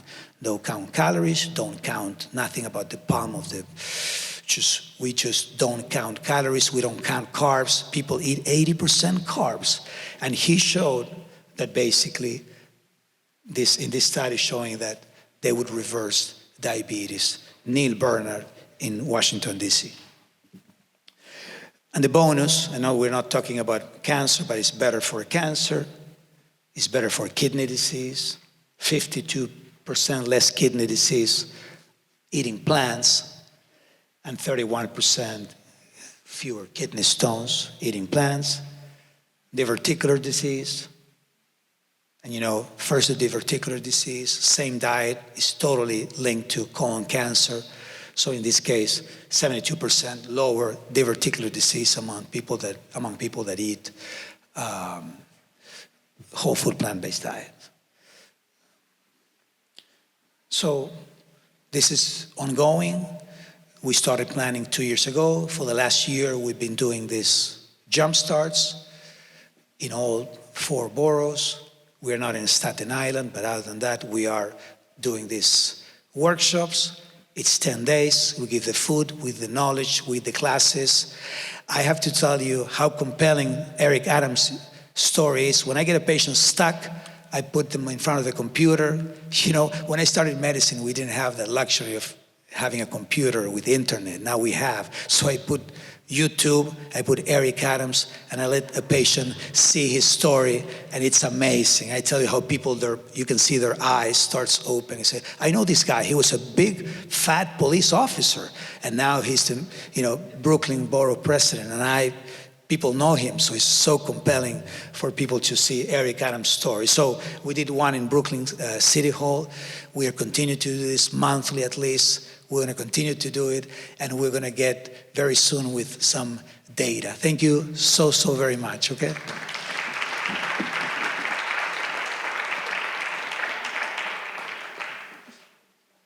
We'd like to thank you for taking your time from your busy schedule to share that with us. That's exciting, and I can't wait to hear all that's going to come about. Now is the time. What we're going to do now, we're going to add,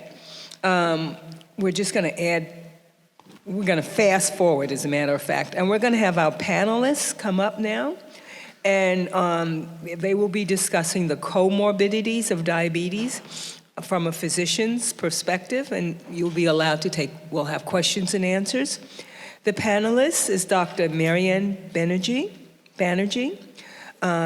Dr. Barry Smith, Dr. Fred Ferguson, and the moderator will be a representative from Kings County Medical Center. So while they're coming forward, what I will do is I'll read you a little bit from their bios. Dr. Barry Smith is President and CEO of the Rogans Institute, Professor of Clinical Surgery at Weill Cornell Medical College. He's attending physician at NYP, which is New York Presbyterian, Weill Cornell Medical Center in Manhattan. Dr. Mary Ann Banerjee, she is Professor of Medicine at Suny Downstate Health Science University. She's the Chief of Endocrinology at Suny. And I have one more person. Dr. Fred Ferguson. He's Distinguished Teaching Professor Emeritus, School of Dental Medicine at Stony Brook University, Associate Professor, Department of Pediatric Medicine. We have a guest speaker coming forward right now, and he's on his way. Hi, I just wanted to make a few brief remarks, and I'm sorry for the change up in the program. My name is Bill Jordan. I'm a physician with the New York City Department of Health and Mental Hygiene. And just before we get going on the panel, I just wanted to say how grateful I am to be here representing the health department, and also to apologize that Dr. Easterling, it turned out that he was going to be out of the country this weekend, so I came in his place.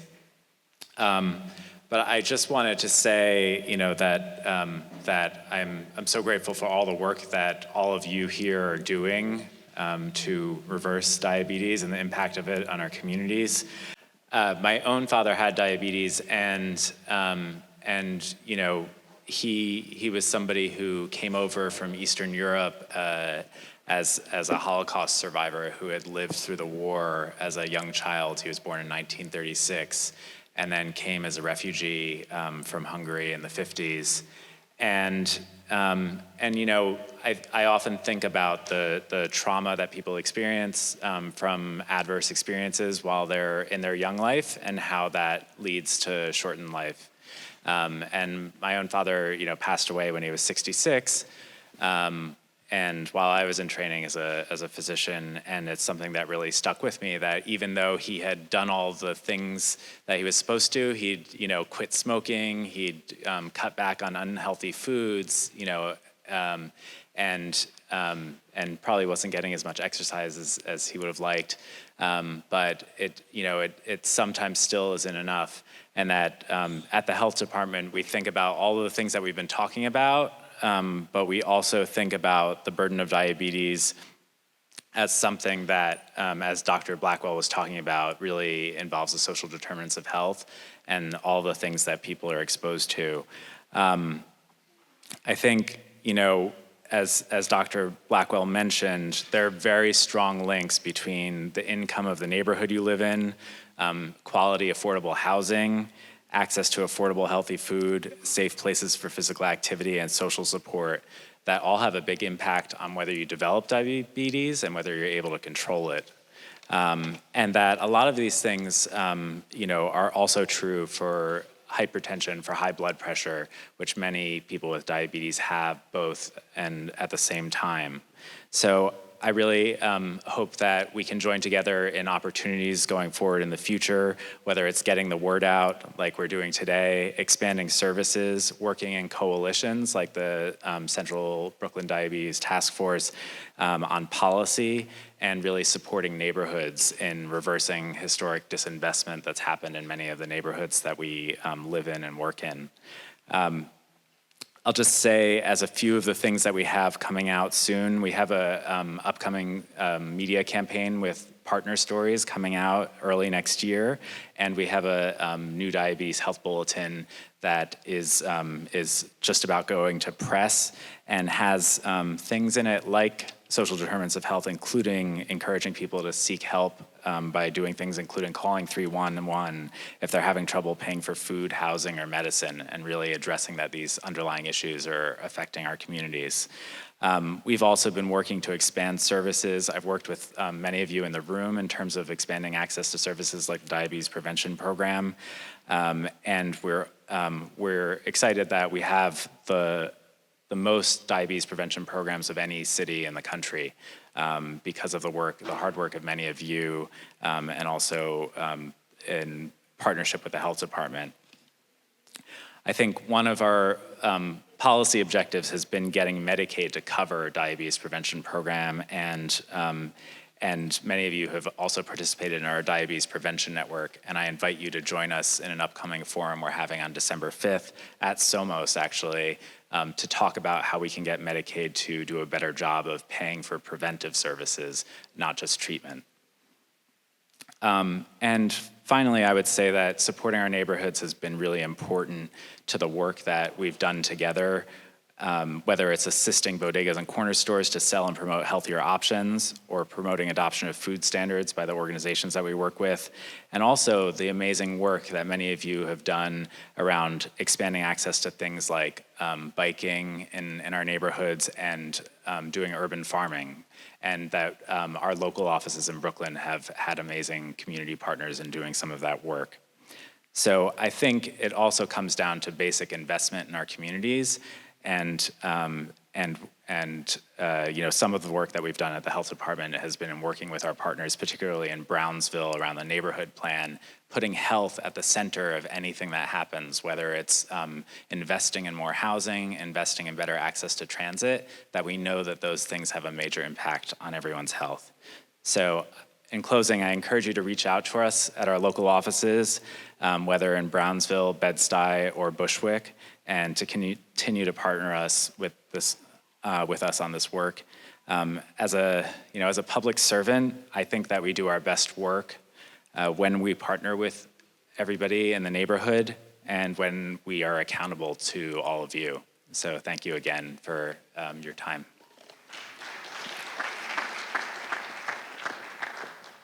Thank you so very much for those encouraging words. It's nice to know that our Department of Health is available to us and is working hard to help us meet our goals in terms of diabetes. So thank you so much.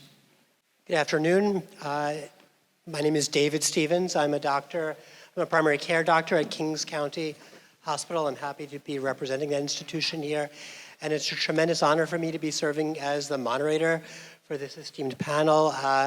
Dr. Banerjee, who has been a leader in education of doctors, students, and many, many, many patients at both Downstate and Kings County hospitals, and Dr. Ferguson. And I'd like both of them to just give a couple of minutes talking about the work that they each do. And while they're doing that, I'm going to ask everybody in the audience to think about what questions you would like to have for these medical professionals.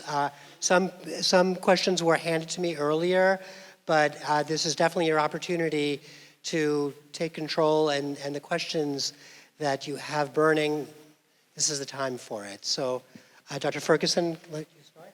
Hi, I'm Fred Ferguson. I'm a pediatric dentist.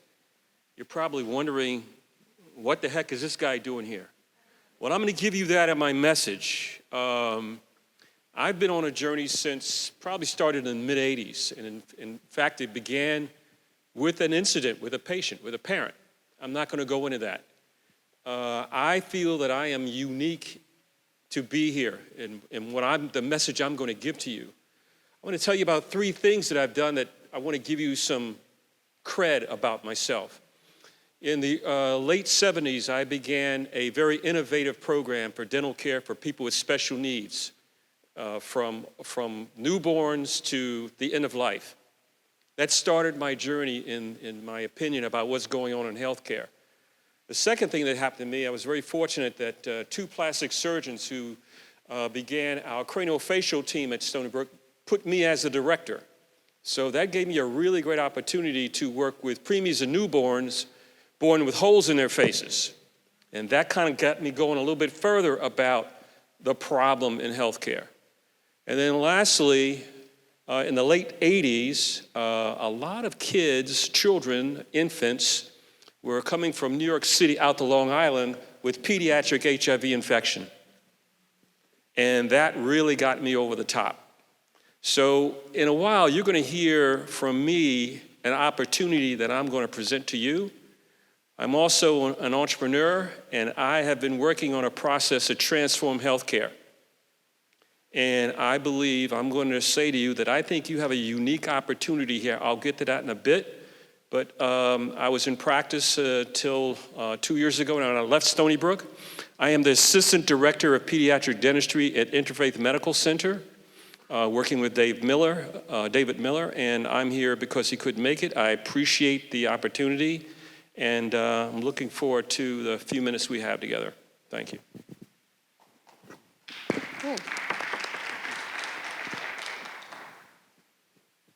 You want me to introduce myself? So my name is Mary Ann Banerjee, and I work at Downstate and Kings County, and mostly I do diabetes now. And it's one of the most interesting disorders and one of the most prevalent disorders. And I think with that, I'm going to turn it back to Dr. David Stevens because he's going to run this show and we need time for you. Great. So again, I've got a table full of questions, but I want to also turn it over to you guys. I think we have somebody with a microphone floating around. Thank you. So raise your hand high if you've got a question. Somebody have a question? All right, so I'm going to start with one of the questions that was presented. The first one handed to me right as I got up here. How can people control their sugar cravings? So either of you want to take a stab at that? I'll save mine to my presentation. Okay? I think I'll answer that. So sugar cravings, well, I would ask, does anybody here have diabetes or know anyone or have any relatives with diabetes? And have you ever heard about sugar cravings? Well, what is it? A sweet tooth? You really want to eat something sweet. And there's nothing that can stand in the way.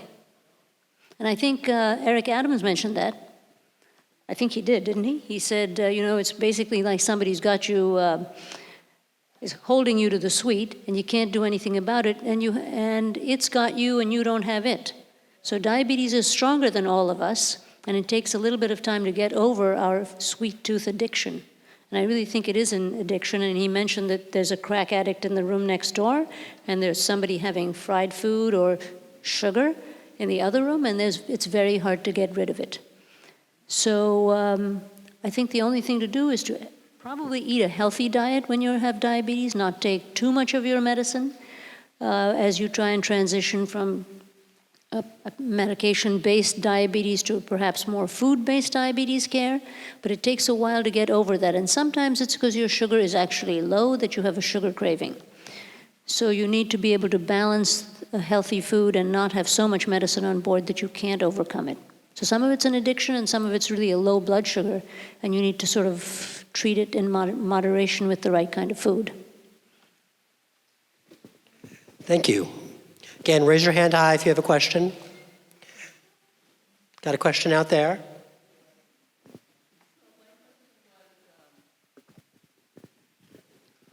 Is diabetes an addiction? Is it genetic? Or is it malnutrition? Did you hear the question? Yes, is diabetes an addiction? What I thought I heard, is diabetes an addiction or is it just malnutrition? Is that what your question was? I gave you three options. Is it an addiction? Is it malnutrition? Or is it a genetic disease? And I'm saying that because some years ago, my doctor looked at me in the face and said to me, "You have inherited diabetes," and I was over 50. And I thought, he has to be crazy. That's not making sense. So I insisted that I see a nutritionist, but I think that, and I don't want to answer my own question. I want to give you the opportunity to answer. Well, what I'd say is this is a dialogue. It goes both ways. And it is true that it is partially genetic, because some people will never get high blood sugar, no matter how much they eat and how much bad food they eat. But I think there's an enormous number of us that have a genetic predisposition if we're in the wrong environment, eating the wrong kinds of food. So yes, you may have a genetic predisposition, but if you're never exposed to bad food, you won't ever have diabetes. So I guess the answer is, what do you say? Yeah, I experienced, so I'm a primary care doctor, and I have this conversation with patients, why me? Why did I get it?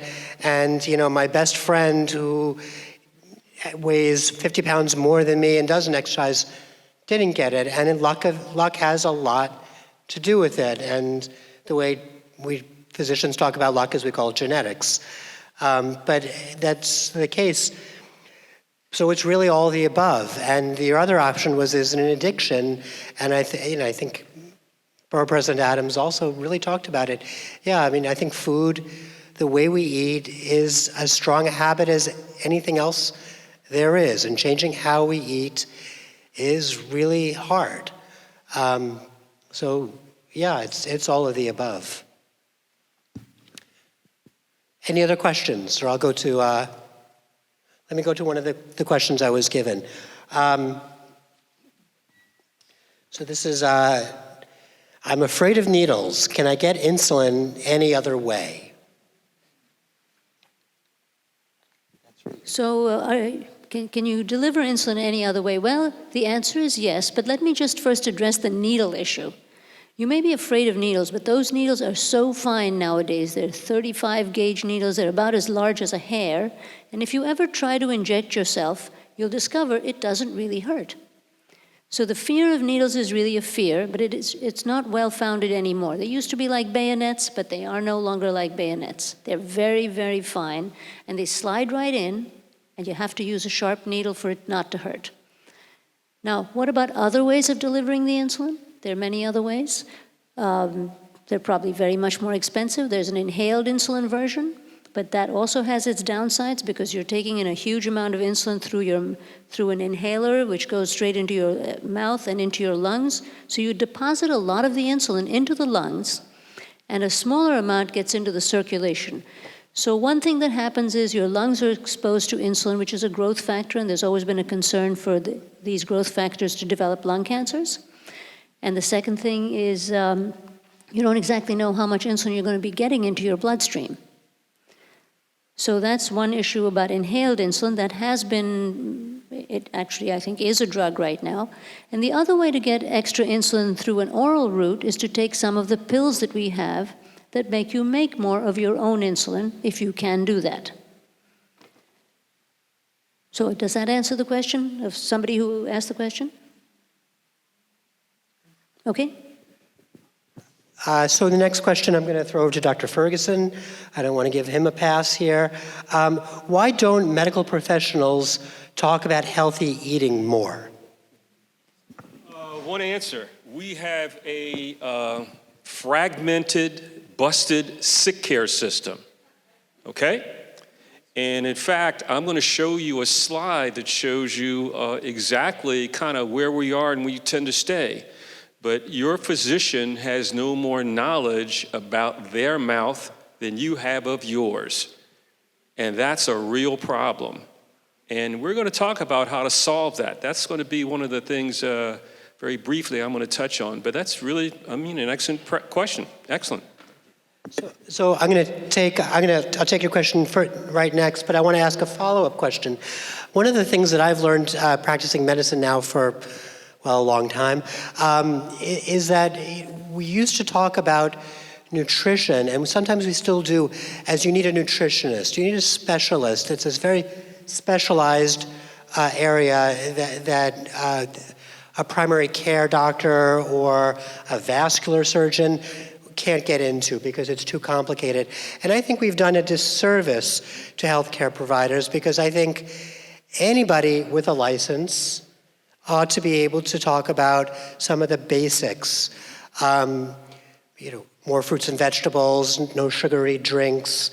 Can you comment on whether I'm oversimplifying it or you think really it does come down to the basics?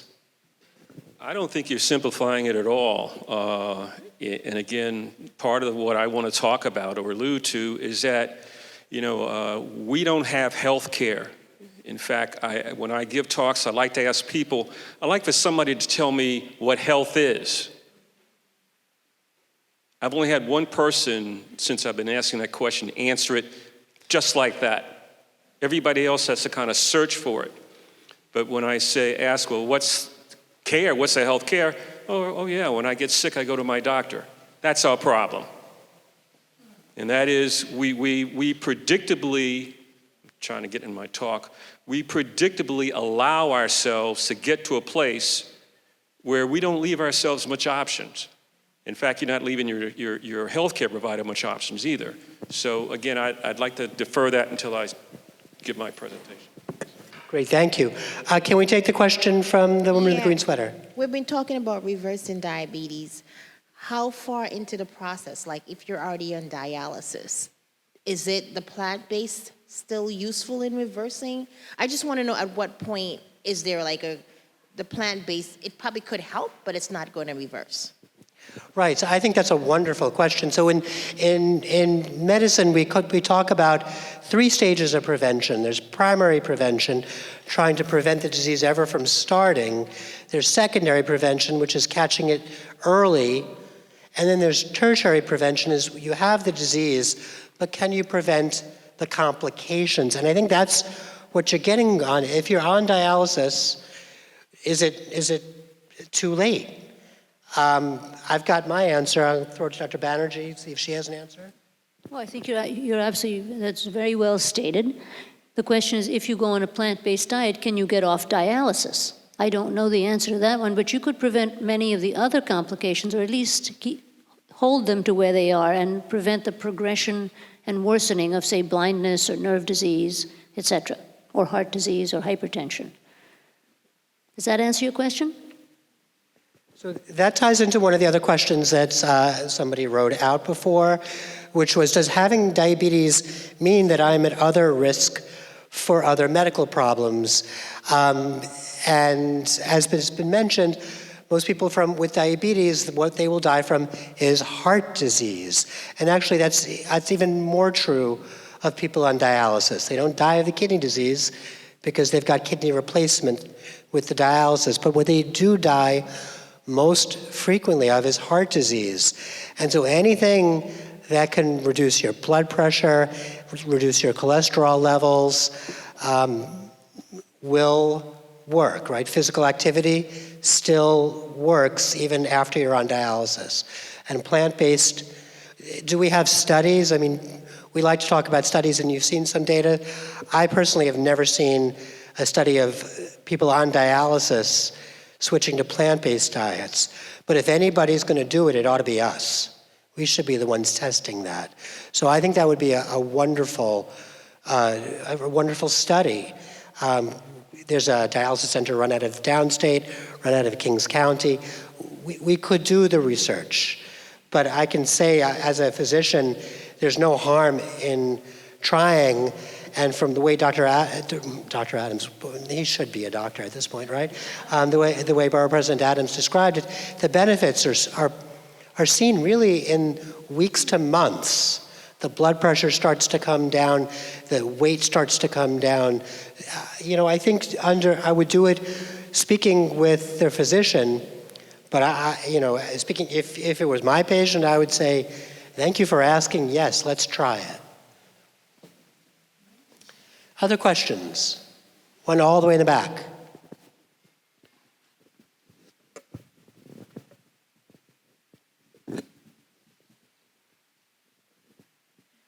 We have seen an increase in the number of children now developing type 2 diabetes, and quite often these children look overweight to obese. So will changing or adapting the plant-based diet reverse their diabetes? So this is a very important problem that children are getting under-exercised. They're not out there playing with their computers, which are very addictive also. And they're getting obese and they're getting diabetes. And the scary thing about that is that these children with diabetes, young people with diabetes, or pre-diabetes or metabolic syndrome, or have many more complications and a much shorter lifespan than adults with diabetes. So when they get it early, they have a much more complicated life.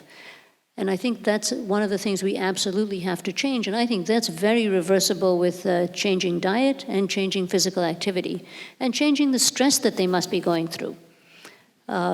And it's, I think, one of the major problems because, you know, you don't need to develop a whole population, a whole generation that is doing worse. But I do think the diet will make a huge difference with these folks, and as will exercise. And there needs to be recess at school, there needs to be money spent on having physical exercise programmed and planned into the school day instead of having lunch at 10 o'clock in the morning, which they sometimes have in schools. And then, of course, they're hungry in 3 more hours, and then they have another meal, and many of these meals are not even at home.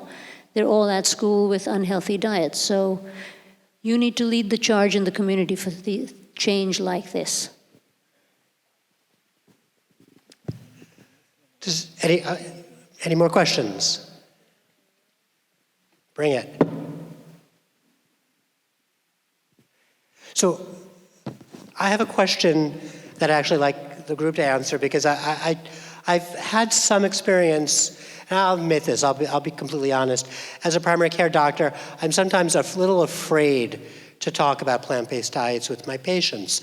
I talked about eating more fruits and vegetables with every single patient. I talk about physical activity with every single patient. But I'm a little worried they're kind of kick me out of my own office if I start suggesting that. So I'm going to ask by raise of hands, if your doctor, the doctor that you've known and have gone to for your health care, said, how would you feel about talking about a plant-based diet? Raise your hands if you'd say, well, let's talk about it. Okay, I don't see anybody kicking their doctor out of the office. So that's important. I'm going to take it a next step. Are you kicking your doctor out of your office? Or you have another question? I just want to suggest that we call it plant-based meals, because diet. I think that's a great way to spin it. So it's one thing for the select group of medical professionals who are here today. We're all we're converted, but we know most of our doctors aren't.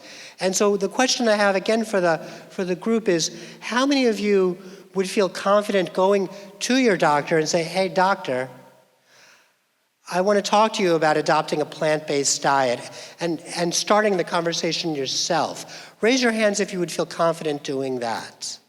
So maybe that's kind of the way we get our doctors to start changing their habits, by bringing it up to them. There's a question in the back that I want to get to.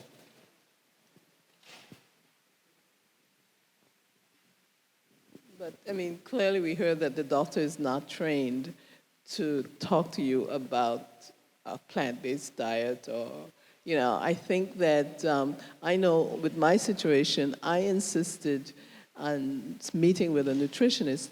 I think that everyone who goes into the medical field with a diagnosis of diabetes should be automatically referred to a nutritionist.